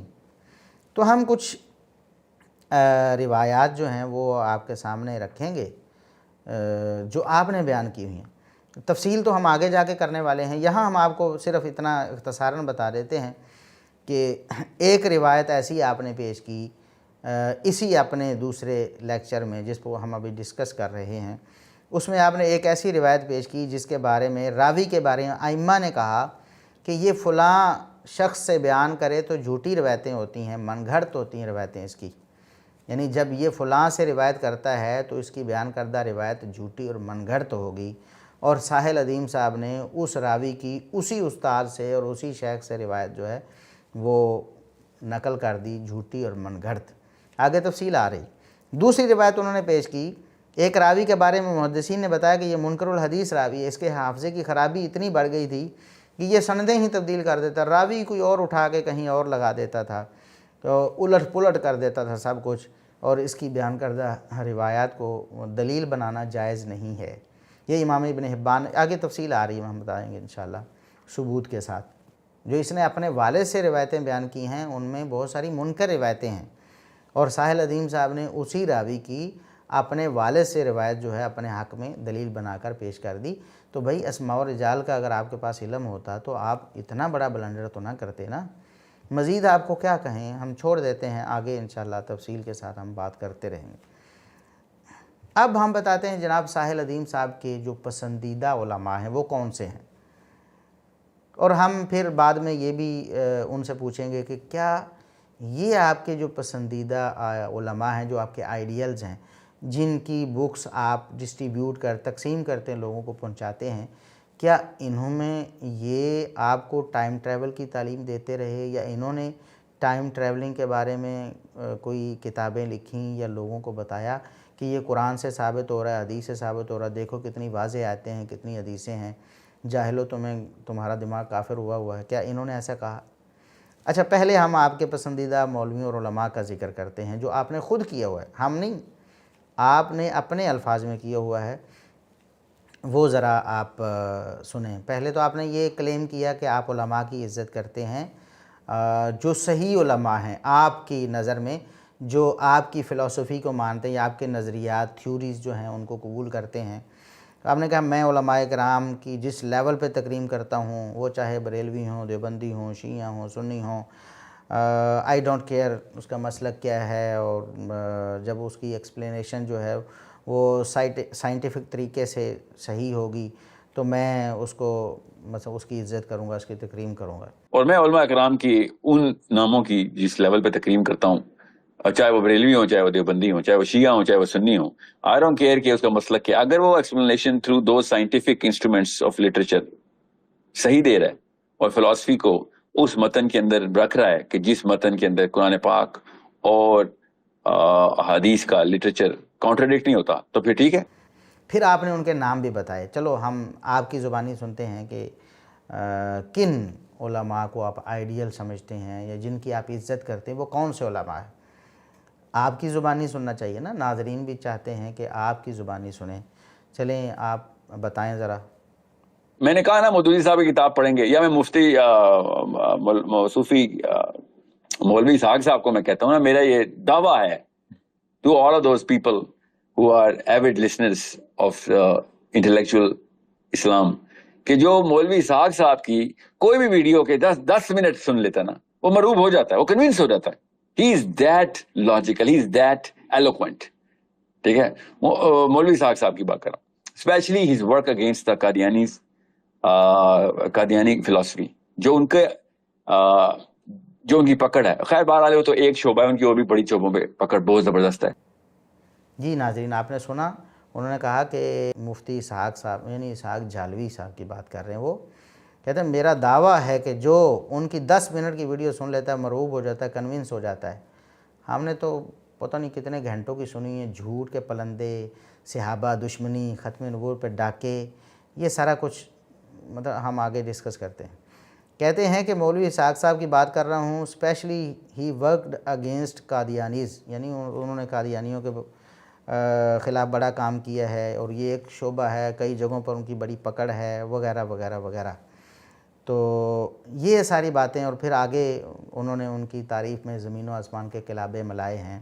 میں اپنے طور پہ ایز اے اسٹوڈنٹ بتا رہا ہوں کہ میں نے مودودی صاحب کو جتنا پڑھا ہے نا، I was very inspired by the way he was giving the direction. But the core at which Ishaq Saab went, even though he considered himself just a mere student of Maududi Saab, but the way Allah Ta'ala ne gift diya tha Ishaq Saab ko, his brain comprehended the philosophy through the seerah and the ahadith. اس سے بڑا asset نہیں اس پاکستان کی سرزمین پہ میں نے literary جس کا چھپا ہوا ہو کام یا جو میرے مشاہدے میں آیا ہو. میرا کیا ہی مشاہدہ ہونا، خیر میری کیا اوقات. مگر دا وے ہی، کیونکہ یہ لیٹر عالم ہیں تو ان کے پاس سارا لٹریچر تھا. 200 سال 300 سال پہلے کے علماء کے پاس سارا لٹریچر نہیں ہوتا تھا. آج کل کی معاملات ایسے تھے پرنٹنگ پریس کی وجہ سے، and all of that technology. He had the time and the great to compile all of this. تو انہوں نے جس طریقے سے انٹرپریٹ کیا کور آف فلسفی کو، باقی کے معاملات میں سائنس کو تو وہ بھی نہیں مانتے تھے. ابھی اسحاق صاحب کے اسٹوڈنٹس بھی مجھے بڑا بلیٹنٹ کرٹیسزم کرتے ہیں کہ آپ نے اسلام میں وہ سائنس کی نکالنی شروع کر دی. میں نے کہا نکالی ہے. اب ہم آپ کو ناظرین بتاتے ہیں کہ بلی دیکھیں تھیلے سے باہر آ گئی ہے نا. سب سے پہلے یعنی ان کے جو آئیڈیل علماء ہیں ان کو تو دیکھیں آپ. اسحاق جھالوی صاحب، ان کے اندر کیا کوالٹی تھی سوائے صحابہ دشمنی کے، گالیاں دینے کے، صحابہ کو برا بھلا کہنے کے، اور ختم نبوت پر ڈاکہ مارنے کے. اس پر ہماری الحمدللہ ویڈیوز موجود ہیں، اسحاق جھالوی پر کے عقائد و نظریات پر بھی، اور ان کے ختم نبوت پہ جو انہوں نے ڈاکہ مارا ہے نا. آپ کہتے ہیں انہوں نے قادیانیوں کے خلاف کام کیا ہے. بھئی کون سے قادیانیوں کے خلاف کام کیا ہے؟ زبانی طور پر کوئی بندہ کہے کہ میں قادیانیوں کا بڑا مخالف ہوں تو اس سے یہ ثابت ہو جائے کہ وہ قادیانیوں کا مخالف ہے، اور 2-4 ادھر ادھر سے دلیلیں علماء کی پڑھ کے اگر بیان کر دے، اور خود اس کا نظریہ یہ ہو کہ نبوت ختم نہیں ہوئی بلکہ جاری ہے اور قیامت تک جاری رہے گی، اور اس کا نظریہ نعوذ باللہ یہ ہو کہ نبی قیامت تک آتے رہیں گے، نبی آ رہے ہیں بس اب کلیم کرنے کی اجازت نہیں ہے. یہ کہتے ہیں میں نے ابن عربی سے یہ عقیدہ سیکھا ہے، اور یہی عقیدہ برحق ہے کہ نبی قیامت تک آتے رہیں گے لیکن کسی کو کلیم کرنے کی اجازت نہیں۔ غلام احمد قادیانی کی غلطی صرف اتنی ہے کہ اس نے کلیم کر دیا، کلیم نہ کرتا تو ٹھیک تھا، اپنے آپ کو نبی سمجھتا رہتا خواب، لیکن لوگوں کو کہا کہ میں نبی ہوں، مجھ پر ایمان لاؤ، یہ غلطی ہے۔ بلکہ اس سے بڑھ کر انہوں نے اتنی خطرناک بات، نعوذ باللہ، کفریہ کلمہ کہا۔ کہتے ہیں کہ قیامت تک نبی آتے رہیں گے بلکہ پہلے انبیاء سے بھی زیادہ علم و فضل میں بڑھ کر بھی آ جائیں گے، آ سکتے ہیں بلکہ آتے ہیں، نعوذ باللہ ثم نعوذ باللہ۔ آپ اس پر ہماری ویڈیو دیکھ سکتے ہیں۔ اور صحابہ دشمنی ان کی تو کہیں ڈھکی چھپی نہیں ہے۔ صحابہ کرام کے خلاف ان کا غم و غصہ، اور انہوں نے جو جھوٹ بولے ہیں صحابہ کرام پر، اور جو بہتان لگائے ہیں، اور صحابہ کرام کی جو توہین اور گستاخی کی ہے، نعوذ باللہ ثم نعوذ باللہ، زبان اجازت نہیں دیتی۔ آپ یوٹیوب پہ ہماری ویڈیوز میں ان کے کلپس سن سکتے ہیں کہ کس قدر بدزبانی کی ہے انہوں نے صحابہ کرام کے خلاف۔ تو ایسے لوگ آپ کے محبوب ہیں اور آپ کے ممدوح ہیں۔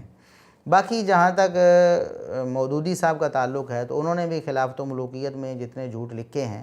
ہماری ویڈیوز موجود ہیں ان پر۔ آپ تو اسماء و رجال کے بڑے پرچارک بنے بیٹھے تھے، کہتے میں اسماء و رجال کو یہ کرتا ہوں وہ کرتا ہوں، ذرا اپلائی کریں نا خلافت و ملوکیت پر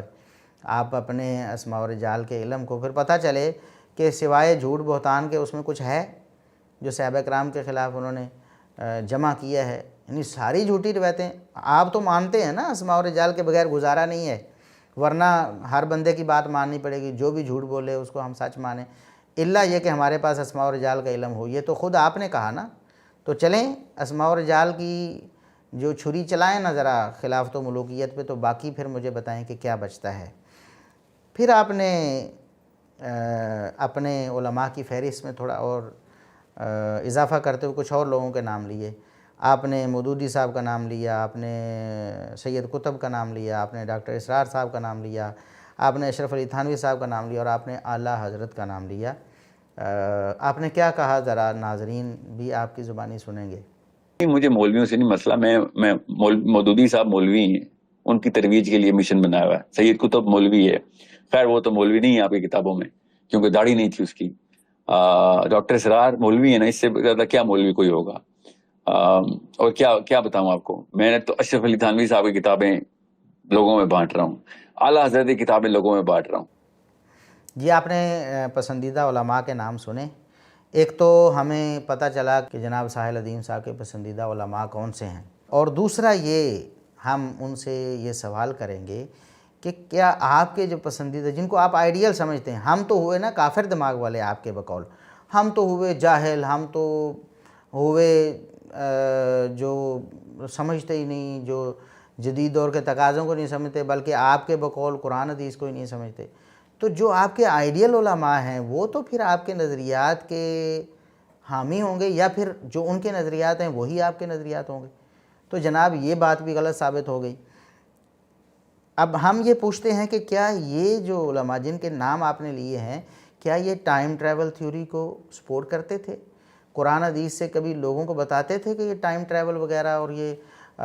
ادر ڈائمینشنز میں موومنٹ ہو جاتی ہے، یا پورٹلز کا جو نظریہ آپ نے پھیلایا ہے، کیا اس کی کبھی وہ تبلیغ اور ترویج کرتے تھے،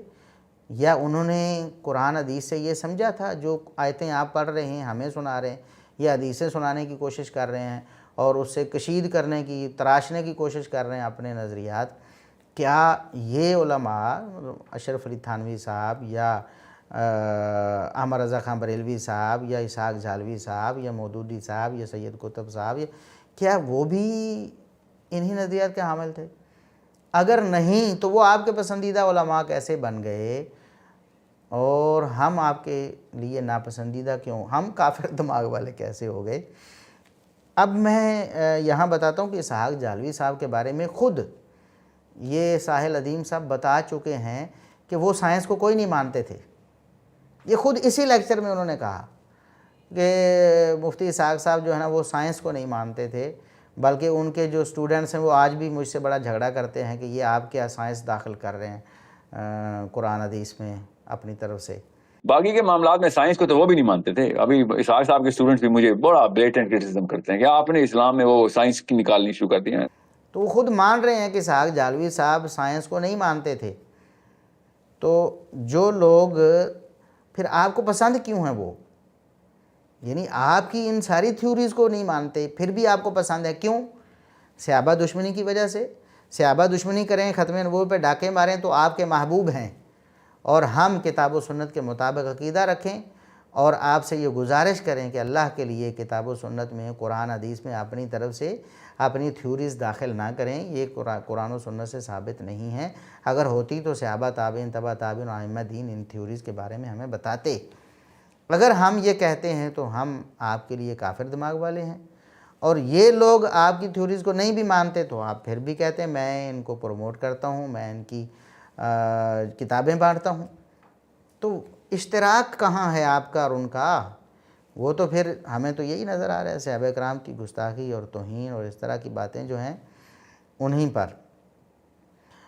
اور یہاں ایک بات میں یہ عرض کرنا چاہتا ہوں کہ جناب ساحل ادیم صاحب کو علماء کی ڈگری کے 8 سالہ ہونے پر تشویش ہے۔ کہتے ہیں کہ 8 سال میں مکمل علم کیسے آ سکتا ہے؟ نبی علیہ السلام نے 8 سال میں ایک سورت سکھائی صحابہ کرام کو، بلکہ ابوبکر صدیق رضی اللہ عنہ کو، اور ہمارے عالم جو ہیں قرآن بھی، حدیث بھی، فقہ بھی سارا کچھ پورا کر لیتے ہیں، تو فرق تو پھر ہوگا نا۔ ذرا ان کی زبانی یہ سنیں۔ نبی علیہ السلام ابوبکر صدیق رضی اللہ عنہ کو 8 سال میں صرف ایک سورت سکھا رہے ہیں، اور ہمارے عالم پورا قرآن پاک پلس حدیث پلس فقہ یہ 8 سال میں پورا کر رہے ہیں، تو فرق تو صاف ظاہر ہے۔ پھر کائنات کا سردار نبی محمد صلی اللہ علیہ وسلم 8 سال میں سورہ بقرہ سکھاتے ہیں ابوبکر صدیق کو، جو صدیق ہے، پہلے سے ہی صدیق ہے، ٹھیک ہے، اور ہمارا عالم 8 سال میں پورا کا پورا اسلام سیکھ کے اپنے آپ کو یہ سمجھے، تو فرق تو آئے گا نا۔ پھر انہوں نے کہا کہ پھر مکمل علم جو ہے کیسے آئے گا؟ قرآن پاک پلس حدیث پلس فقہ یہ 8 سال میں ہو جائے تو اپنے آپ کو پھر عالم سمجھ لیں، تو یہ کیسے ممکن ہے؟ تو ہم تھوڑا سا یہاں جناب ساحل ادیم صاحب کو کہیں گے کہ اگر آپ بھی تھوڑا سا اس پر غور کر لیں۔ ٹھیک ہے آپ کی بات، مثال کے طور پر 8 سال کسی نے پڑھا ہے تو وہ مکمل عالم کہاں بنا ہے؟ ہم تو کہتے ہیں 8 سال پڑھے گا، اس کے بعد پھر کتنی دہائیاں زندگی کی اس پر صرف کرے گا، پھر کہیں جا کے پختہ کار عالم بنے گا نا۔ پہلے تو طالب علم ہوگا، دروازہ کھولے گا 8 سال میں تو علم کا، پھر پڑھتا جائے گا، آگے تحقیق کرے گا، پھر بڑا عالم بنے گا، پھر وہ لوگوں کی جو ہے نا صحیح رہنمائی کرے گا۔ ٹھیک ہے یہ بات آپ کی، لیکن یہاں سوچنے کی بات یہ ہے کہ جو 8 سال پڑھے اور پھر کئی دہائیاں اپنی زندگی کی صرف کرے، آپ کے نزدیک وہ مکمل عالم نہیں اور آپ کو اس پر تشویش ہے، تو اپنے بارے میں آپ کو کبھی تشویش نہیں ہوئی کہ آپ تو 1 سال بھی نہیں پڑھے ہیں؟ 8 سال تو دور کی بات ہے،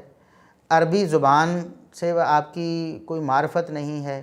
آپ کو عربی گرامر کے بارے میں پتہ نہیں ہے، کبھی آپ نے نہیں سوچا کہ آپ کو کیسے یہ حق آ گیا؟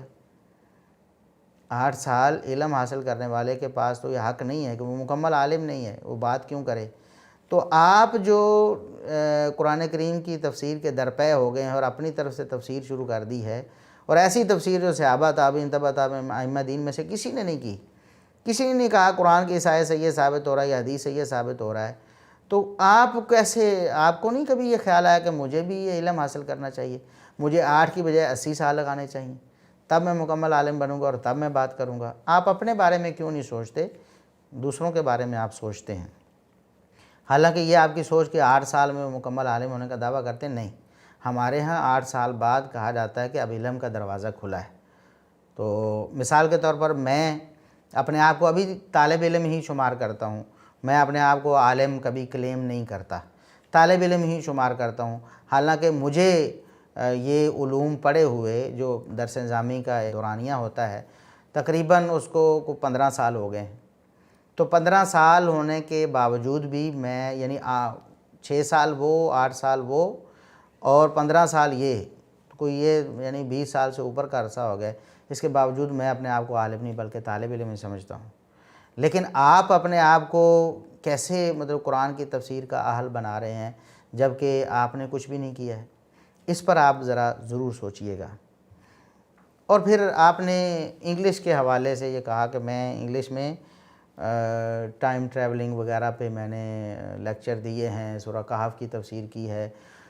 وہ انگلش میں اس لیے کی ہے کہ ان مولویوں کے کانوں میں نہ پڑے۔ یہ اپنے کاموں میں ذرا مصروف رہیں، میری باتیں نہ ہوں، کیونکہ یہ میرے پھر خلاف ہو جائیں گے۔ حالانکہ انگلش نہ آنا یہ کوئی محرومی نہیں ہے، آپ خود یہ بات مان چکے ہیں کہ انگلش آنا کوئی شرف کی بات نہیں ہے،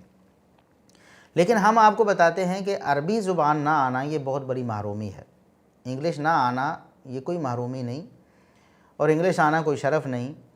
لیکن عربی زبان سے محرومی جو ہے نا یہ بہت بڑا نقصان ہے اور بہت بڑی محرومی ہے۔ آپ اس بارے میں فکر کیوں نہیں کرتے؟ آپ نے انگلش سیکھی ہے، اتنا عرصہ ہو گیا زندگی میں انگلش کے حوالے سے آپ کو وقت دیتے، تو آپ عربی زبان کو کچھ وقت دیں۔ ہم نے الحمدللہ ورچوئل اسلامک یونیورسٹی کے نام سے ایک ادارہ بنایا اور ہم اس میں فری تعلیم دے رہے ہیں۔ عربی زبان خصوصاً اس پر مہارت ہوتی، گرامر پر، صیغوں پر، ترکیبوں پر، تو آپ چند مہینوں میں دیکھیں گے کہ واقعی آپ کو عربی پر گرفت ہو رہی ہے۔ ہمارا جو 3 سیمسٹرز پر مشتمل 18 ماہ کا سلیبس ہے، تو عربی کے حوالے سے کافی حد تک مطلب آپ کو عبور ہو جاتا ہے۔ جتنی آپ کو انگلش آتی ہے انشاءاللہ اتنی عربی بھی آ جائے گی آپ کو، اگر آپ 18 ماہ ہمیں دیں وقت، اور آن لائن اپنے گھر بیٹھے بھی پڑھ سکتے ہیں۔ اور پھر اگر آپ 4 سال پورے پڑھ لیں، یعنی 8 سیمسٹرز ہمارے پاس پڑھ لیں، تو انشاءاللہ آپ ایک طالب علم ضرور بن جائیں گے، یعنی علم کی راہیں آپ پر کھل جائیں گی۔ پھر آپ بھی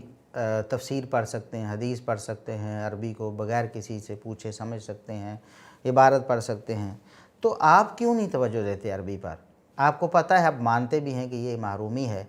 تو کیونکہ میں نے بار بار یہ سنتا رہوں، آپ بہت سے الفاظ جو ہیں وہ انتہائی غلط بولتے رہے۔ مثال کے طور پر نبی کریم صلی اللہ علیہ وسلم کی بعثت آپ بولتے رہے کہ بعثت کے بعد ایسا ہوا ایسا ہوا۔ ابھی بعثت نہیں ہوئی تھی نا۔ یہ لفظ بعثت نہیں ہے، یہ بعثت ہے یا بعثت ہے۔ بعثت فصیح ہے لیکن بعثت بھی درست ہے، لیکن بعثت یہ تو بالکل غلط ہے، درست نہیں ہے۔ صحابہ اور صحابہ، صحابہ بھی درست ہے، صحابہ بھی درست ہے، صاد پر زبر بھی اور زیر بھی۔ صحابہ غلط ہے، صحابہ نہیں کہا جا سکتا، تو ایسے ہی بعثت نہیں کہا جا سکتا۔ تو آپ عربی زبان پر توجہ دیں۔ جب آپ عربی زبان پر مہارت حاصل کر جائیں گے، پھر آپ پڑھیں گے، تفاسیر بھی پڑھیں گے، آپ حدیث بھی پڑھیں گے، اور آپ کو اس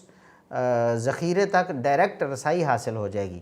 پھر آپ کو پتہ چلے گا، پھر آپ تفسیر ابن کثیر بھی عربی میں پڑھ لیں گے۔ اب اس کی تو چونکہ ٹرانسلیشن ہو گئی ہے، آپ پڑھ لیں، لیکن تفسیر ابن کثیر ہے، تفسیر طبری ہے، ابن جریر جو ہے، اس طرح دیگر تفسیریں جو ہیں ان تک بھی آپ کی رسائی ہو جائے گی جو اردو میں ٹرانسلیٹ نہیں ہوئی ہیں۔ تو اس لیے بہت ساری باتیں جو ہیں آپ ایسی کر جاتے ہیں جن کا آپ کو پتہ ہی نہیں ہوتا اور آپ کی فیلڈ نہیں ہوتی،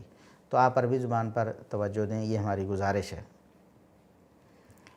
اب ہم یہاں یہ عرض کریں گے کہ صحابہ کرام رضوان اللہ علیہم اجمعین کے حوالے سے جب ہم نے آپ سے گزارش کی کہ صحابہ کرام نے ٹائم ٹریولنگ کا کوئی آپ کو کنسیپٹ نہیں دیا اور کوئی ایسی بات نہیں کی، تو آپ نے وہاں انتہائی یعنی غلط بیانی سے کام لیا کہ ہم نے تو سارے لیکچر میں یہ زور دیا کہ قرآن و حدیث میں ٹائم ٹریولنگ کا اگر کوئی ثبوت ہوتا جیسا کہ ادیم صاحب کا دعویٰ ہے تو پھر صحابہ کرام ضرور بتاتے۔ جس چیز کا ادراک صحابہ کرام کو نہ ہوا، تابعین کو نہ ہوا، تبع تابعین کو نہ ہوا، وہ قرآن و سنت کی مراد کیسے ہو سکتی ہے؟ اور ہم نے ساحل ادیم صاحب کو اس بات پر اپریشیٹ بھی کیا کہ انہوں نے کہا تھا کہ صحابہ کرام کے اینگل سے قرآن کو دیکھنا چاہیے، کیونکہ صحابہ کرام نے ڈائریکٹ نبی کریم صلی اللہ علیہ وسلم سے قرآن پاک پڑھا تھا۔ تو ہم اس نقطے پر ان سے متفق تھے اور ہم نے باقاعدہ اس کو ہائی لائٹ کیا کہ اس نقطے پر ہمارا جناب ساحل ادیم صاحب سے اتفاق ہے۔ لیکن کسی ایک صحابی سے بھی ساحل ادیم صاحب ثابت نہیں کر سکے کہ انہوں نے ایسا کوئی قول کہا ہو، قرآن کی آیت کی کوئی تفسیر ایسی کی ہو جو ٹائم ٹریولنگ یا پھر یہ ڈائمینشنز اور پورٹلز کے ان کے نظریے کو تقویت دے سکے، ایسی کوئی بات۔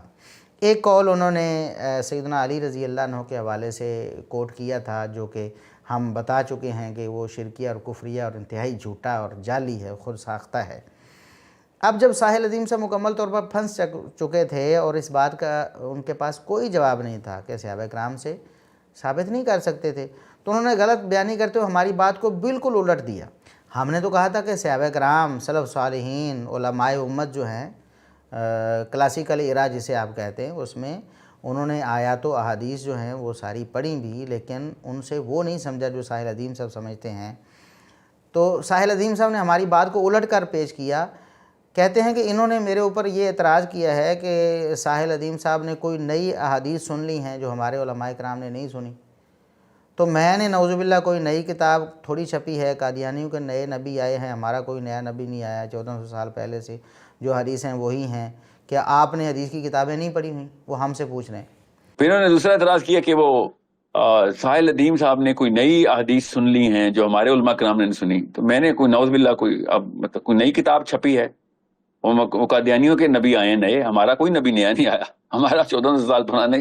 حدیث کی کتابیں، نبی علیہ السلام نے جو حدیث کی ہیں، آپ کے اپنے آپ کو عالم بھی کہتے ہیں اور حدیث نہیں پڑھی ہوئی آپ نے۔ اندازہ کریں بات کو کس طرح گھما رہے ہیں۔ ہم تو کہہ رہے ہیں کہ حدیث وہی ہیں، قرآن کی آیات وہی ہیں، لیکن آپ جو تفسیر کر رہے ہیں وہ غلط ہے۔ بات یہ تھی، تو انہوں نے یہ بات بنانے کی کوشش کی کہ ہمارے علماء کو کیوں نہیں پتہ، اور یہ تاثر دے رہے ہیں کہ یہ جو چند علماء ابھی موجود ہیں شاید ہم ان کے بارے میں کہہ رہے ہیں کہ اگر یہ صحیح ہوتا تو ان کو پتہ ہوتا۔ اور بھائی ہم علماء امت کی بات کر رہے ہیں، صحابہ کرام سے لے کر آج تک آپ کوئی محدث، کوئی مفسر، کوئی امام دکھائیں جس نے یہ قرآن کی جن آیتوں سے آپ ٹائم ٹریولنگ ثابت کر رہے ہیں انہوں نے بھی ٹائم ٹریولنگ ثابت کی ہو، یا جن سے جو نظریات آپ بنانے کی کوشش کر رہے ہیں انہوں نے بھی بنائے ہوں۔ ہمارا مطالبہ یہ تھا اور اب بھی ہمارا یہ مطالبہ ہے۔ تو جب آپ سے وہ جواب نہیں بن پایا تو آپ ہمارے موجودہ علماء پہ برسنا شروع ہو گئے ہیں کہ یہ جناب اپنے علماء کو سب کچھ سمجھتے ہیں اور دوسرے فرقوں کو۔ اور بھئی ہم نے تو فرقوں کی بات ہی نہیں کی اور ہمارے آج کے علماء کی بات ہی نہیں، ہم تو صحابہ تابعین تبع تابعین ائمہ دین کی بات کر رہے ہیں کہ یہ قرآن کی آیتیں انہوں نے سمجھی تھیں کہ نہیں سمجھی تھیں، انہوں نے پھر کیوں نہیں بتایا کہ ٹائم ٹریول ہو سکتا ہے، اپنے بچوں کو کیوں نہیں سمجھایا، اپنے شاگردوں کو کیوں نہیں بتایا۔ اور پھر بعد میں اگر صحابہ کرام کے پاس ایسا علم ہوتا ٹائم ٹریولنگ کا، واقعی کوئی بات ہوتی، صحابہ کرام اس کی تبلیغ کرتے، پھر تابعین اس کی آگے ترویج کرتے، پھر آگے تدوین کے دور میں آ کے اس پہ کتابیں لکھی جاتی، کتابیں مدون ہوتی، شائع ہوتی، پرنٹ ہوتی، کچھ بھی نہیں۔ تو کیا امت 1400 سال تک سوئی رہی اور بس آپ بیدار ہوئے 1400 سال بعد اور آپ نے ایک نیا جو معاملہ ہے وہ گھڑ کر قرآن حدیث کی طرف منسوب کر دیا۔ اب ساحل ادیم صاحب نے ایک اور دعویٰ کیا، جب ان کے پاس صحابہ کرام سے کوئی قول ثابت نہیں ہوا نا اس حوالے سے جس میں ان کے نظریات کا کوئی استدلال ہوتا ہو یا ثبوت ہوتا ہو، تو انہوں نے ایک قول اور سیدنا علی رضی اللہ عنہ سے منسوب وہ داغ دیا۔ ایک قول تو وہ تھا نا جو رافضیوں نے گھڑا تھا اور جس کے بارے میں ہم بات کر چکے ہیں۔ اب انہوں نے بڑی ترنگ کے ساتھ ایک اور قول پیش کر دیا، کہنے لگے کہ آپ اپنے آپ کو عالم بھی کہتے ہیں اور حدیث نہیں پڑھی ہوئی آپ نے۔ میں کہہ رہا ہوں کہ علی بن ابی طالب علیہ السلام نے جب ارشاد فرمایا کہ نوح علیہ السلام کا پانی مجرہ کہکشاں سے زمین پر آیا، حالانکہ یہ مجرہ لفظ نہیں ہے، مجرہ ہے میم کے فتح کے ساتھ، انہوں نے بہرحال کہا مجرہ کہکشاں سے زمین پر آیا ہے، آپ نے کیوں نہیں پڑھی ہوئی ہے؟ آپ اپنے آپ کو عالم کیوں کہتے ہیں؟ یعنی سخت غصے میں ہیں اور کہہ رہے ہیں کہ آپ نے یہ حدیث کیوں نہیں پڑھی ہوئی؟ اپنے آپ کو عالم بھی کہتے ہیں اور حدیث نہیں پڑھی ہوئی آپ نے۔ مطلب میں یہ کہہ رہا ہوں علی بن ابی طالب علیہ السلام نے جب ارشاد فرمایا کہ نوح علیہ السلام کا پانی مجرہ کہکشاں سے زمین پہ لایا اللہ نے، آپ نے کیوں نہیں پڑھی؟ اپنے آپ کو عالم کیوں کہتے ہیں آپ پھر؟ اچھا، میں تو کہتا ہوں کہ اب علماء کرام کو مل کر ساحل ادیم صاحب سے پڑھنا چاہیے کہ وہ کہہ رہے ہیں کہ علماء نے یہ حدیثیں کیوں نہیں پڑھی ہوئیں۔ پہلی بات تو یہ ہے کہ آپ اپنے آپ میں اسماء و رجال کے ماہر بنے پھرتے ہیں اور آپ کہتے ہیں میں بڑی ترویج کرتا ہوں اسماء و رجال کی، اور میں تو جناب ایتھیزم کا اور فرائیزم کا اور غامدیزم کا جو رد ہے وہ اسماء و رجال کی روشنی میں کرتا ہوں۔ تو پھر کم از کم آپ اس کا کوئی حوالہ ہی پیش کر دیتے۔ یہ جو قول آپ نے پیش کیا ہے علی رضی اللہ عنہ کی طرف منسوب کر کے، اس کا کوئی حوالہ تو ہوگا نا آپ کے پاس، اور پھر رجال کی سند بھی ہوگی آپ کے پاس، کیونکہ آپ اسماء و رجال کو بڑی امپورٹنس دیتے ہیں۔ آپ کوئی سند اس کی ذکر کرتے، اس کی صحت چیک کرتے، پھر بیان کرتے۔ بہرحال ہم نے کوشش کی پھر اس کی سند تلاش کرنے کی۔ یہ کوئی آسان کام نہیں ہوتا ہے، مطلب اڑتے اڑتے اقوال تو بہت ساری کتابوں میں ہوں گے کہ علی رضی اللہ عنہ سے منسوب یہ روایت ہے، کہاں ہے، سند کہاں ملے گی، کس امام نے ذکر کی، کس کتاب میں ذکر کی۔ تو بہرحال تلاش کرتے کرتے ہمیں امام ابو الشیخ اصبہانی رحمہ اللہ تعالیٰ کی کتاب العظمہ میں اس کی سند ملی کہ علی رضی اللہ عنہ نے کہا کہ قوم نوح پر جو پانی یعنی عذاب کی صورت میں اوپر سے جو پانی ہے تو زمین نے بھی اگلا نا پانی، ایک آسمان نے اوپر سے گرایا تھا، وہ جو پانی تھا وہ جو ان کے بقول مجرہ کہکشاں سے آیا تھا۔ پہلے تو اس کی سند پہ ہم بات کرتے ہیں۔ اس کی سند میں ایک راوی ہے حماد بن عیسیٰ، جس کے بارے میں امام ابو حاتم کہتے ہیں یہ ضعیف الحدیث ہے، امام حاکم کہتے ہیں یہ ابن جریج اور امام جعفر صادق سے جھوٹی روایتیں نقل کرتا تھا۔ اچھا، امام دارقطنی اس کو ضعیف کہتے ہیں۔ امام ابن حبان فرماتے ہیں کہ یہ الٹ پلٹ باتیں جو ہیں وہ امام ابن جریج سے بیان کر دیتا تھا، اور ہمیں تو یہی لگتا کہ یہ جھوٹی روایتیں جو الٹ پلٹ ہوتی ہیں نا یہ جھوٹی ہوتی تھی، بنائی ہوئی ہوتی تھیں، یعنی بناوٹی ہوتی۔ لا یجوز الاحتجاج بھی، اس کی بیان کردہ روایت سے دلیل لینا درست نہیں ہے، اس کو دلیل بنانا جائز ہی نہیں ہے۔ اسی طرح دیگر ائمہ کی بھی جرح ہے۔ اور ایک لفظ آپ نے غور کیا ہوگا کہ امام حاکم نے بھی فرمایا اور امام ابن حبان نے بھی فرمایا کہ ابن جریج سے جب بیان کرتا ہے تو وہ روایت جھوٹی ہوتی ہے، من گھڑت بناوٹی ہوتی ہے۔ تو یہ روایت بھی اس نے امام ابن جریج رحمۃ اللہ علیہ سے منسوب کر کے نقل کی ہے۔ تو حماد بن عیسیٰ ویسے ہی ناقابل اعتبار ہے۔ امام ابن جریج کی طرف نسبت کرے روایت کی تو محدثین کہتے ہیں وہ جھوٹی ہوتی ہے، بناوٹی ہوتی ہے، جو اس نے خود بنا کر یا کسی کی بنائی ہوئی امام ابن جریج کی طرف منسوب کی ہوتی ہے۔ تو ایسی روایت آپ اپنے حق میں پیش کر رہے ہیں اور آپ کہتے ہیں جی میں اسماء و رجال کی بڑی ترویج کرتا ہوں۔ کہاں ترویج کرتے ہیں یہ نہیں پتہ، یہاں تو بہرحال آپ کو خود نہیں پتہ کہ یہ جو روایت آپ پیش کر رہے ہیں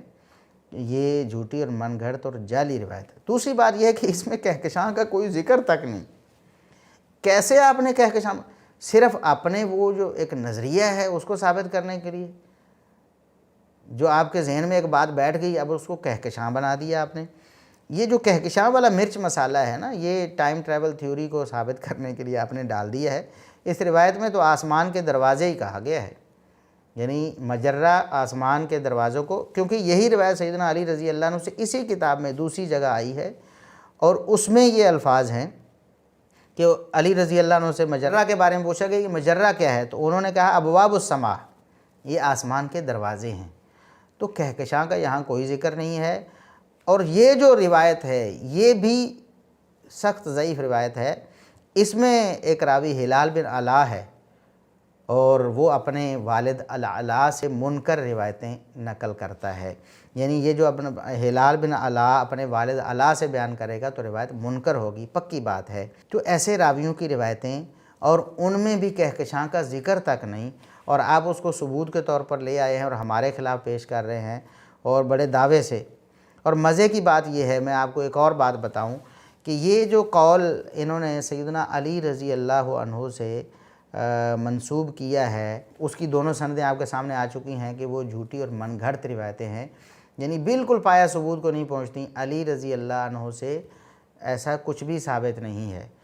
ساحل ادیم صاحب نے اصل میں یہ قول نقل اس لیے کیا تھا کہ اس کو دلیل بنایا جا سکے کہ علی رضی اللہ عنہ جو آسمانوں کے راستوں کو جانتے ہیں زمین سے زیادہ، اسی کانٹیکسٹ میں انہوں نے یہ قول بھی نقل کیے ہیں۔ مزے کی بات یہ ہے کہ یہ قول سیدنا عبداللہ بن عباس رضی اللہ عنہما سے بھی مروی ہے اور اسی کتاب میں، اور جو سندیں سیدنا علی رضی اللہ عنہ کے حوالے سے پیش کی گئی ہیں وہ جھوٹی اور من گھڑت ہیں، یعنی ثابت نہیں ہیں۔ اور پھر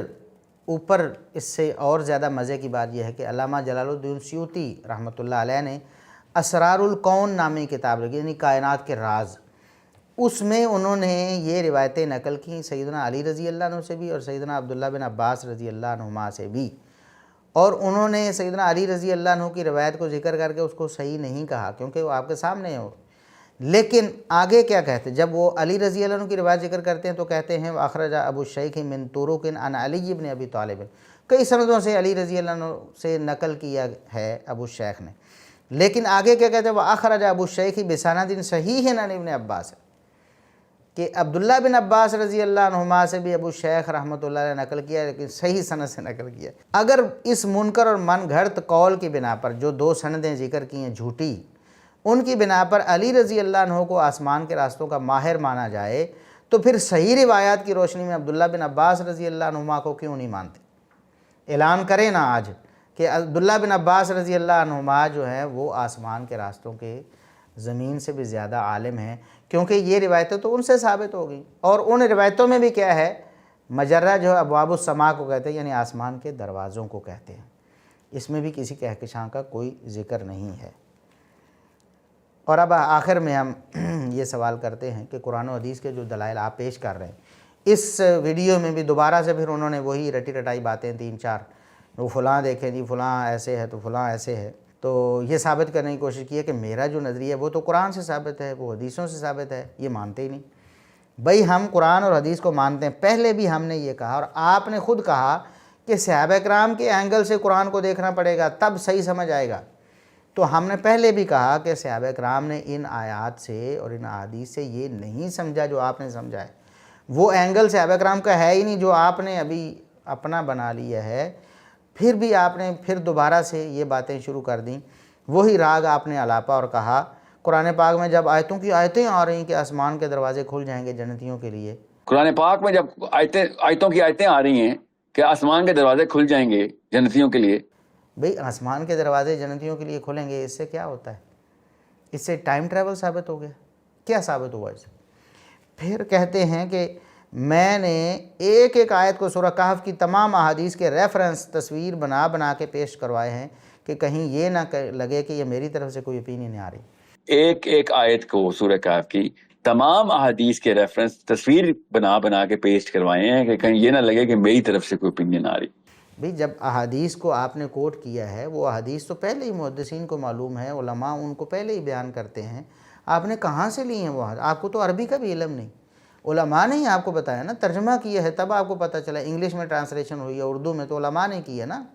تب آپ کو پتہ چلا یہ احادیث بھی ہیں، تو یعنی علماء کو وہ حدیث پہلے ہی معلوم ہے، وہ آیات بھی پہلے ہی معلوم ہیں، علماء حفاظ ہیں، قراء ہیں، میں بھی الحمدللہ قرآن پاک کا حافظ ہوں، تو ہمیں قرآن پاک کی آیات کا پہلے ہی علم ہے، احادیث ہم نے اللہ کے فضل و کرم سے پڑھی ہوئی ہیں، ہم تو طالب علم ہیں، تھوڑی پڑھی ہوں گی، جو بڑے علماء ہیں انہوں نے ساری پڑھی ہوں گی، تو ان کے علم میں ہیں یہ ساری باتیں۔ ہمارا سوال صرف یہ ہے کہ اگر صحابہ کرام اگر ان آیات سے یہ سمجھتے تھے تو پھر آپ ٹھیک ہیں، اور اگر صحابہ کرام یہ نہیں سمجھتے تھے اور آپ سمجھتے ہیں تو پھر غلط ہے۔ بس ہم تو یہی پوچھتے ہیں، قرآن و حدیث کو صحابہ کرام سے بہتر آپ سمجھ سکتے ہیں؟ نہیں سمجھ سکتے، بات ختم۔ آپ صحابہ کرام میں سے کسی کا قول پیش کر دیں، ورنہ قرآن پاک کو اور احادیث کو تروڑ مروڑ کر اپنے نظریات کی دلیلیں تراشنے والے دنیا میں بہت ہیں، پھر سب کی مان لیں، پھر روافظ کی مان لیں، پھر خوارج کی مان لیں، پھر قادیانیوں کی مان لیں، وہ بھی تو آیتیں حدیثیں پیش کر رہے ہیں۔ ہم ان سے یہی سوال کرتے ہیں، بھئی جب آپ ختم نبوت پہ آپ کہتے ہیں جی نبوت جاری ہے، قرآن کی آیت پیش کرتے ہیں، تو قرآن کی آیت کیا صحابہ نے نہیں پڑھی تھی؟ صحابہ وہ قرآن کی آیت پڑھ کے بھی یہ مانتے تھے کہ محمد الرسول اللہ صلی اللہ علیہ وسلم کے بعد کوئی نبی نہیں آ سکتا، تو ہم بھی یہی مانتے ہیں، صحابہ نے جو سمجھ لیا قرآن کو نبی کریم صلی اللہ علیہ وسلم کی رہنمائی میں اور آپ کی تفسیر سے، تو وہی معتبر ہے۔ تو اسی طرح اب جو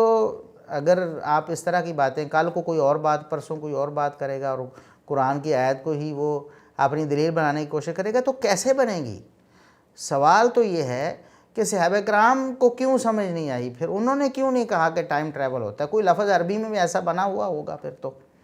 اگر ٹائم ٹریولنگ کا نظریہ شروع سے امت میں رہا تو عربی میں بھی کوئی اصطلاح ہوگی نا، وہ بتائیں ہمیں، اور پھر تفسیر کی کتابوں میں، حدیث کی کتابوں میں، اور پھر بعد میں جو ذخیرہ ہمارا مرتب ہوا اسلامک لٹریچر کا، اس میں بھی پھر کلاسیکل ایرا میں بھی اس کی مثالیں موجود ہوں گی، ہمیں بھی دکھائیں، ہم بھی آپ کی بات مان جائیں گے۔ اور پھر غصے میں آ گئے نا جناب ساحل عظیم صاحب، جب ہم نے اسرائیلیات کو ماننے سے انکار کیا اور ہم نے کہا کہ یہ اسرائیلیات جو ہیں ان سے تو نہیں ثابت ہو سکتی نا، اس طرح کی باتیں اگر آپ پیش کریں بھی، ان کو بہت ناگوار گزرا اور انتہائی جارحانہ انداز میں انہوں نے کہا کہ کعب احبار کا میں نے نام لیا، تابعی ہیں، یہ بھی ان مفتی صاحب کو سنا دیجئے گا، انہیں تابعین سے ہی نکال دیں، جب میں تابعین سے سناؤں گا تو کہیں گے یہ اسرائیلیت سناتے تھے کعب احبار، کہتے ہیں آپ تابعی کا درجہ کم کرنا چاہتے ہیں، ویسے بڑی باتیں کرتے ہیں کہ صحابہ کے درجات کم نہ کریں، یہ رافضیت ہوتی ہے، کعب احبار پر تیر آپ لوگ چلاتے ہیں پاکستان کے گھروں میں بیٹھ کے۔ کعب الاحبار کا میں نے نام لیا، تابعی ہیں، یہ بھی ان مفتی صاحب کو سنا دیجیے گا، انہوں نے کہا کوئی تابعین سے ہی نکال دیں، جب میں تابعین سنا کو کہیں گے او نہیں یہ تو اسرائیلیات سناتے تھے کعب الاحبار، آپ بتائیں گے تابعی کا درجہ آپ کم کرنا چاہ رہے ہیں؟ ورنہ بڑی بات آتی ہے وہ صحابہ کے درجات نہ کم کریں، یہ وہ رافضیت ہوتی ہے۔ عقاب الاحبار کے اوپر تیر آپ لوگ چلاتے ہیں بیٹھ کے اپنے گھروں میں، پاکستان کے گھروں میں بیٹھ کے۔ کیسی باتیں ہیں ساحل ادیم صاحب؟ ہم نے کعب احبار رحمۃ اللہ علیہ کی ذات پہ ایک حرف ایک لفظ بھی کہا ہو کبھی؟ آپ ثابت نہیں کر سکتے ساری زندگی۔ کعب احبار رحمۃ اللہ علیہ کی شخصیت غیر متنازع ہے، اتفاقی ہے، وہ عظیم المرتبت تابعی ہیں، وہ قابل احترام ہیں، لیکن یہ اسرائیلیات کو پرکھنے کا جو حکم ہے وہ محمد الرسول اللہ صلی اللہ علیہ وسلم نے دی ہے۔ صحیح بخاری کی حدیث ہے کہ بنی اسرائیلی جو روایات ہیں ان کی تصدیق و تکذیب اپنے طور پر نہیں کر سکتے، آپ کتاب و سنت کی روشنی میں کی جائے گی۔ اور پھر صحابہ کرام کے حوالے سے جو ہماری کاوشیں ہیں ان کے دفاع میں آپ کو بہت بری لگتی ہیں، یہ تو پتہ چل گیا ہے نا۔ آپ نے کہا کہ صحابہ کرام کے بارے میں کہتے ہیں جی ان کا درجہ کم نہ کرو، بھئی یہ تو قرآن و سنت نے کہا، اور کعب احبار رحمۃ اللہ علیہ تابعی ہیں تو ان کا بھی درجہ ہم نے کم نہیں کیا۔ یہ تو آپ نے جھوٹ باندھا ہمارے اوپر کہ ہم ان پر تیر چلاتے۔ کون سا تیر چلایا آپ بتائیں؟ یہ کہنا کہ کعب احبار رحمۃ اللہ علیہ نے جو اسرائیلیات بیان کی ہیں ان کی تصدیق کرنی چاہیے ماننے سے پہلے۔ آپ اپنی عقل سے ان کی تکذیب و تصدیق نہیں کر سکتے، بلکہ کتاب و سنت کی میزان پہ اس کو پیش کرنا ہوگا۔ یہ بات تو پھر آپ نبی کریم صلی اللہ علیہ وسلم پر معترض ہیں، اور پھر تفسیر ابن کثیر ہی آپ پڑھ لیں۔ چلیں آگے چلتے ہیں ذرا۔ امام ابن کثیر رحمۃ اللہ علیہ پر بھی آپ نے بڑا غصہ نکالا ہے، اس پر بھی آگے بات کرتے ہیں۔ اب ہم کہتے ہیں کچھ سوالات ایسے تھے جناب ساحل ادیم صاحب جن پر آپ نے غصہ کر لیا اور آپ نے ان کا کوئی جواب نہیں دیا۔ ویسے تو آپ نے کہا کہ سوال کیا کرو کیونکہ سوال کرنا اچھی بات ہے، آپ پوچھا کریں کہ ساحل صاحب آپ نے کہاں سے پڑھی ہے، اٹس گڈ تھنگ، یعنی آپ نے کہا کہ یہ اچھی بات ہے، اس طرح علم بڑھتا ہے۔ سوال کیا کرو، کوئی بات نہیں، سوال کرنا اچھی بات ہوتی ہے کہ ساحل صاحب آپ نے کہاں سے لیا ہے، it's a good thing, should be asking, I understand, علم بڑھتا ہے۔ لیکن جب ہم نے سوال ہی کیا تھا تو آپ نے اتنے برے الفاظ اور اتنی بدتمیزی سے بات کی، اور پھر آپ نے سوالوں کے جواب تو بالکل نہیں دیے، کسی ایک سوال کا بھی آپ نے جواب نہیں دیا۔ مثال کے طور پر ہم نے سوال کیا آپ سے، نمبر 1 بار بار مطالبہ کیا کہ صحابہ کرام میں سے کسی ایک کا قول صحیح سند سے پیش کریں، ٹائم ٹریولنگ وغیرہ ان سے ثابت کریں۔ آپ نے بڑے بڑے دعوے کر رکھے تھے کہ یہ مولوی جو ہیں یہ صحابہ کرام کے اینگل سے قرآن کو نہیں دیکھتے، تو جب ہم نے آپ سے وہ اینگل پوچھا تو آپ نے پیش تو نہیں کیا، پھر آپ نے کوئی ایک قول بھی پیش نہیں کیا، بار بار اصرار کے، اور پھر آپ نے آدھا گھنٹہ جو ہے نا وہ لگایا ہے ہمارے جواب میں، لیکن ایک قول بھی آپ پھر ثابت نہیں کر سکے۔ پہلے جو قول جھوٹا پیش کیا تھا رافضیوں کی کتاب سے، اس کے بارے میں بھی آپ نے مان لیا کہ وہ معتبر نہیں ہے، تو پھر آپ نے کہا جو صحیح حدیثیں، صحیح حدیثوں میں تو ایسی کوئی بات نہیں تھی۔ پھر آپ نے بعد میں جو اقوال پیش کیے سیدنا علی رضی اللہ عنہ کے حوالے سے، ان پہ آج اللہ کے فضل سے بات ہو چکی ہے کہ وہ بھی من گھڑت اور موضوع ہی ہیں، وہ بھی خود ساختہ اور جعلی ہی ہیں، وہ بھی منکر ہی ہیں، ثابت وہ بھی نہیں ہے۔ اور دوسری بات، اگر وہ ثابت بھی ہوں تو ان میں ٹائم ٹریول وغیرہ کی کوئی بات سرے سے نہیں ہے، اور آسمان کے راستوں کو زمین سے زیادہ جاننے کی بات بھی سرے سے نہیں ہے ان میں۔ دوسرا سوال ہم نے آپ سے کیا تھا کہ آپ بار بار کہتے ہیں کہ آج کے مولویوں کو عقل نہیں ہے، یہ مولوی سمجھ نہیں سکتے وغیرہ وغیرہ، آپ نے کہا پاکستانی مولوی جو ہیں وہ بدوؤں کی طرح ہیں وغیرہ۔ تو پہلے دور کے علماء، جن کو آپ بھی علماء مانتے ہیں اور آپ کہتے ہیں کلاسیکل ایرا کے وہ لوگ ہیں، تو ان سے ہی ٹائم ٹریول کا کوئی نظریہ، صحابہ سے نہیں تو چلو تابعین سے، تبع تابعین سے، ائمہ دین سے، مسلمان سائنسدانوں سے، کسی سے تو لے کر آئے نا۔ وہ جو زمانہ تھا، اتنا عرصہ گزرا ہے 1400 سال کا، اس میں صحابہ کے بعد ہی کسی سے لے آئیں، لیکن آپ ایسا بھی کچھ پیش نہیں کر سکے۔ تیسری بات، آپ نے جو ملکہ ابلیس کا تخت تھا اس کو ایک چارپائی یا کرسی وغیرہ سمجھنے والے علماء پر طنز کیا تھا۔ ہم نے کہا تھا کہ ان بیچاروں کو کیا پتہ ہے، انہوں نے سمجھ لیا کہ شاید کوئی وہ کرسی ہوگی یا کوئی چارپائی ہوگی یا کوئی اس طرح کا تخت ہوگا لکڑی کا، اور آپ نے کہا کہ وہ نانگا پربت کے قریب اس جتنا تو نہیں یا کم، لیکن اس جیسا کوئی قریب ہوگا اس کا جو تخت تھا۔ لیکن ہم نے امام ابن کثیر رحمۃ اللہ علیہ کا حوالہ پیش کیا، جس کا آپ بار بار کوٹ کرتے ہیں، ابن کثیر نے لکھا ہے، ابن کثیر نے ان کا حوالہ پیش کیا، اور انہوں نے بھی پہلے علماء سے یہ نقل کیا، پہلے علماء سے۔ خود ابن کثیر رحمۃ اللہ علیہ بھی آپ کے علم میں ہوگا کہ وہ 8ویں صدی ہجری کے ہیں، انہوں نے بھی پہلے علماء سے نقل کیا۔ تو اس کا مطلب یہ ہے کہ اس دور میں کسی نے یہ نہیں سمجھا، اور انہوں نے یہ لکھا کہ وہ ایک تخت، وہ چارپائی یا کرسی ہی تھی، اور اس کے 4 پائے تھے، اور 4 پایوں کی کیفیت بھی بیان کی۔ تو جب ہم اجڈ ہوئے یا ہم مولوی جاہل ہوئے اس کو تخت کو کرسی یا ایک چارپائی سمجھنے کی وجہ سے، تو پھر ابن کثیر رحمۃ اللہ علیہ اور جو بڑے علماء ہیں پہلے، انہوں نے بھی یہ لکھا، تو کیا وہ بھی ایسے ہی ہیں؟ آپ کے نزدیک تو ایسے ہی ہیں، کیونکہ آگے ہم بیان کرنے والے ہیں کہ آپ کو بہت غصہ ہے ابن کثیر رحمۃ اللہ علیہ پر، لیکن ہم یہ پوچھتے ہیں کہ آپ ذرا واضح الفاظ میں کہہ دیں ابن کثیر بھی کوئی ٹپیکل مولوی آج کا تھا، یا واقعی کوئی قرآن کے مفسر تھے؟ اگر آپ ان کے علم پر اعتماد کرتے ہیں تو پھر انہوں نے جو کہا آپ اس کو مانتے کیوں نہیں؟ ہم غلط تھے یا آپ غلط ہیں؟ اس کا جواب آپ نے نہیں دیا۔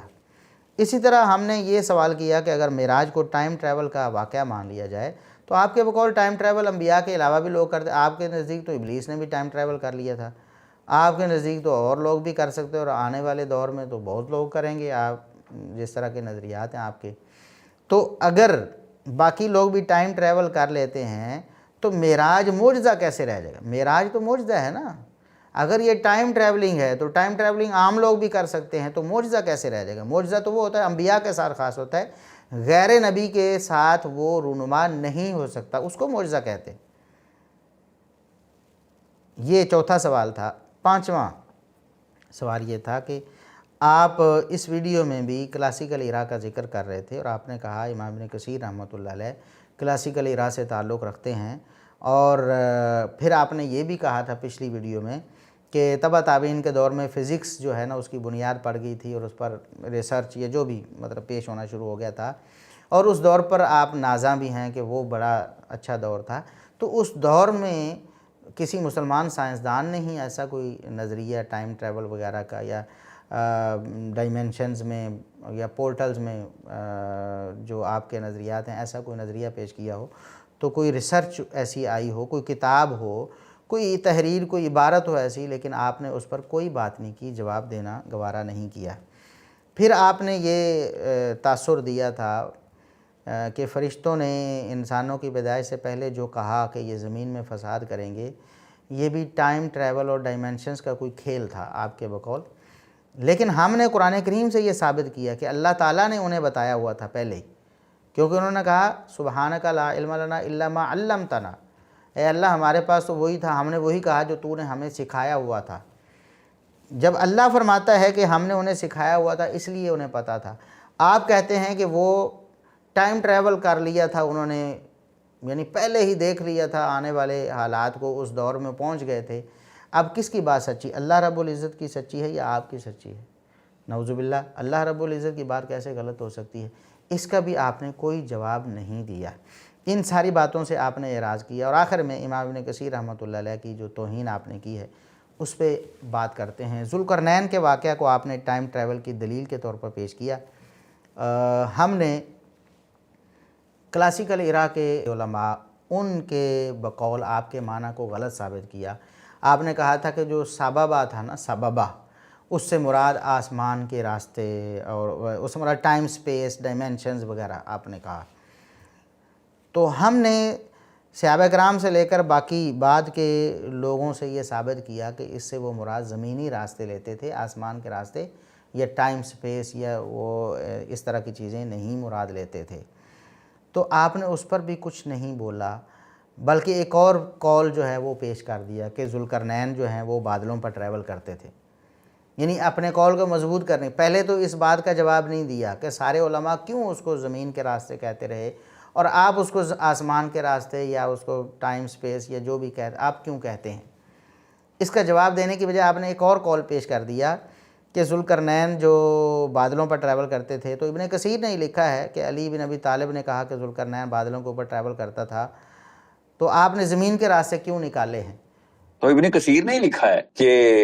علی بن ابی طالب نے کہا کہ ذوالقرنین بادلوں کے اوپر ٹریول کرتا تھا، اس کے پاس اللہ نے طاقت دی ہوئی تھی بادلوں پہ ٹریول کرنے کی، آپ نے زمین کے راستے کیوں نکالے؟ یعنی جب وہ بادلوں پر ٹریول کرتا تھا تو آپ نے کیوں کہا کہ زمین کے راستے مراد ہیں؟ اور بھئی یہ ہم نے کہا، یہ تو ابن کثیر نے کہا، اور ابن کثیر نے نقل کیا پہلے علماء سے، جو کلاسیکل ایرا کے علماء ہیں ان سے نقل کیا کہ وہ سارے جو ہیں وہ کہتے تھے کہ یہ زمین کے راستے مراد ہیں۔ اب آپ کا جو اعتراض ہے وہ ابن کثیر رحمۃ اللہ علیہ اور پہلے لوگوں پر ہوا، لیکن ہم یہ ضرور یعنی خواہش کرتے ہیں کہ کاش کوئی آپ کو سمجھائے کہ بادلوں پر ٹریول کرنا، بادل بھی زمین کے پاس ہی ہوتے ہیں، ہم پہاڑی علاقے پہ چلے جائیں تو ہم بادلوں کو چھو سکتے ہیں، تو بادلوں کے اوپر ذوالقرنین کا ٹریول کرنا ہم اس کا انکار نہیں کرتے، عین ممکن ہے، لیکن وہ آسمانوں کے راستے نہیں تھے، وہ زمین کے ہی راستے تھے بھائی۔ بادل ادھر زمین کے پاس ہی ہوتے ہیں، آسمان تو بہت بلند ہیں،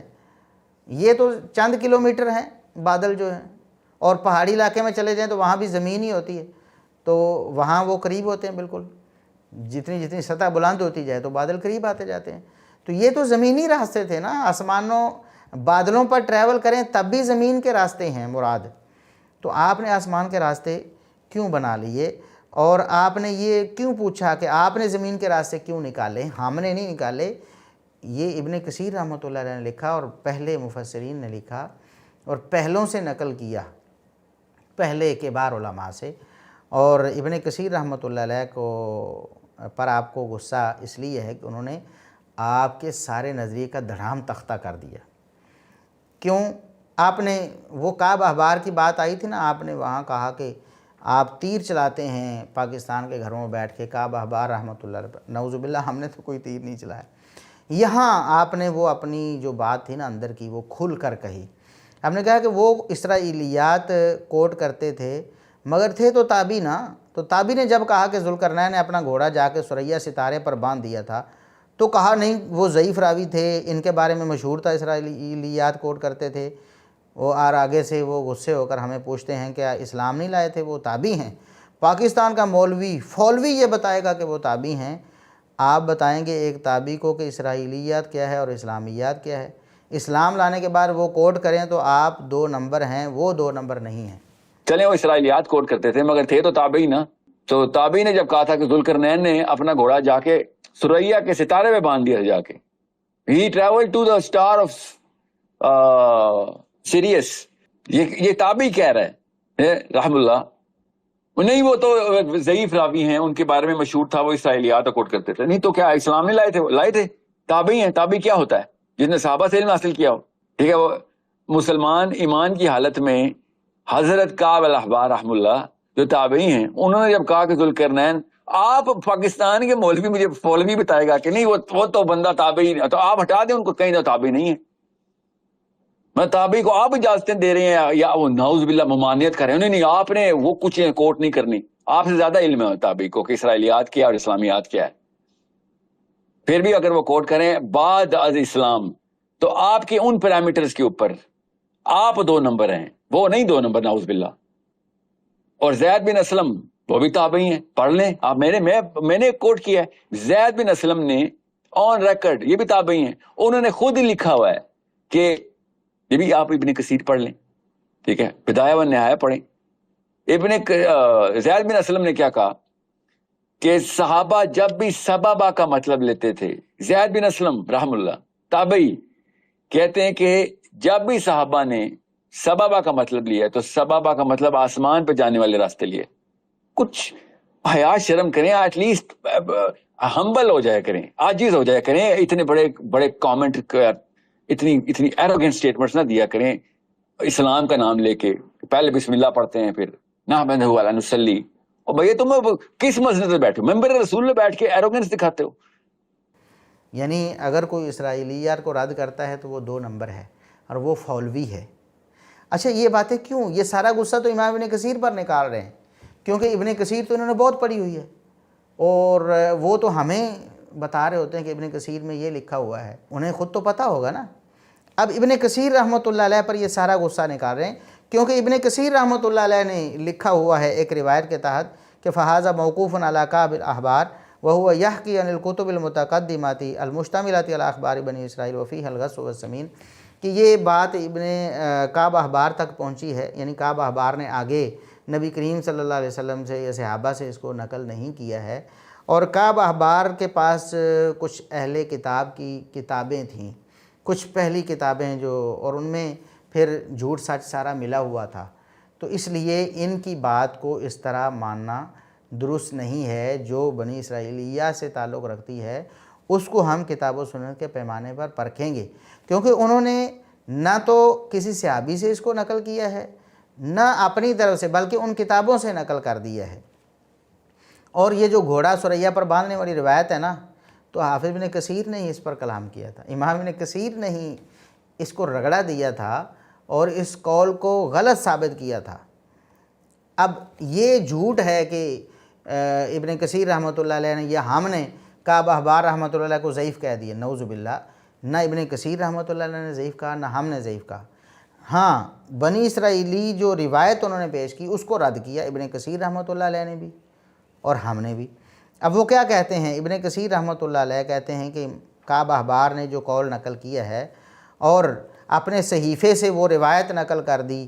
وہ جو بنی اسرائیل کی کتابوں سے انہوں نے لکھا ہوا تھا واقعہ کہ وہ اپنا گھوڑا جو ہے ذوالقرنین وہ ثریا پہ باندھتے تھے، یہ درست نہیں ہے، غیر صحیح ولا مطابق، یہ بالکل غلط ہے اور بے تکی بات ہے۔ فَإِنَّهُ لَا سَبِيلَ لِلْبَشَرِ إِلَىٰ شَيْءٍ مِّن ذَلِكَ، آسمان کے راستوں یعنی ستاروں پر کمندیں ڈالنا، یہ ثریا ستارے پر کمند ڈالنا، یہ بشر کے بس کی بات ہی نہیں ہے، یہ بشر کے بس کی بات ہی نہیں۔ بشر کے پاس کوئی طریقہ ہے ہی نہیں ایسا کہ وہ ثریا ستارے پہ جا کے گھوڑے باندھتا رہے۔ ولا الی الترقی فی اسباب السماوات، اور آسمان کے راستوں میں چڑھنا بھی کسی بشر کے بس کی بات نہیں۔ یہ ابن کثیر رحمۃ اللہ علیہ نے فرمایا تھا، اور اس پر آپ کو غصہ آیا کہ کعب احبار نے کہا کہ گھوڑا باندھتے تھے ثریا ستارے پہ، تو آپ نے جناب کعب احبار کو ضعیف کہا۔ ہم نے ضعیف نہیں کہا، ہم نے کہا کہ یہ بات چونکہ بنی اسرائیلی روایت ہے لہٰذا یہ درست نہیں۔ امام ابن کثیر رحمۃ اللہ علیہ نے بھی یہی کہا کہ یہ بنی اسرائیلی روایت ہے اور یہ درست نہیں ہے، کتاب و سنت کی دیگر نصوص کے خلاف ہے۔ اور آپ نے کعب احبار رحمۃ اللہ علیہ کو ضعیف کہنے کا جھوٹا الزام بھی ابن کثیر رحمۃ اللہ علیہ پر اور ہمارے اوپر لگا دیا۔ ہم نے کبھی بھی ایسا نہیں کہا، صرف یہ نبی کریم صلی اللہ علیہ وسلم کا فرمان ہے کہ بنی اسرائیل کی جو روایات ہیں آپ ان کی تصدیق نہ کرو اور تکذیب بھی نہ کرو، کتاب و سنت کو میزان بناؤ اور اس کے مطابق ان کو پرکھو۔ اللہ سے دعا ہے کہ اللہ رب العزت یہ جو کلاسیکل ایرا کے علماء ہیں انہی کے علم کے مطابق ہمیں اپنے نظریات اور اپنے عقائد کو ڈھالنے کی توفیق عطا فرمائے، اور اللہ تعالی ہمیں صحابہ تابعین تبع تابعین اور ائمہ دین نے جو سمجھا ہے وہی سمجھنے کی توفیق عطا فرمائے، اور ہمیں قرآن و حدیث کے مفہوم میں اپنے باطل نظریات داخل کرنے سے محفوظ رکھے۔ سبحان ربک رب العزت عما یصفون وسلام علی المرسلین والحمد للہ رب العالمین۔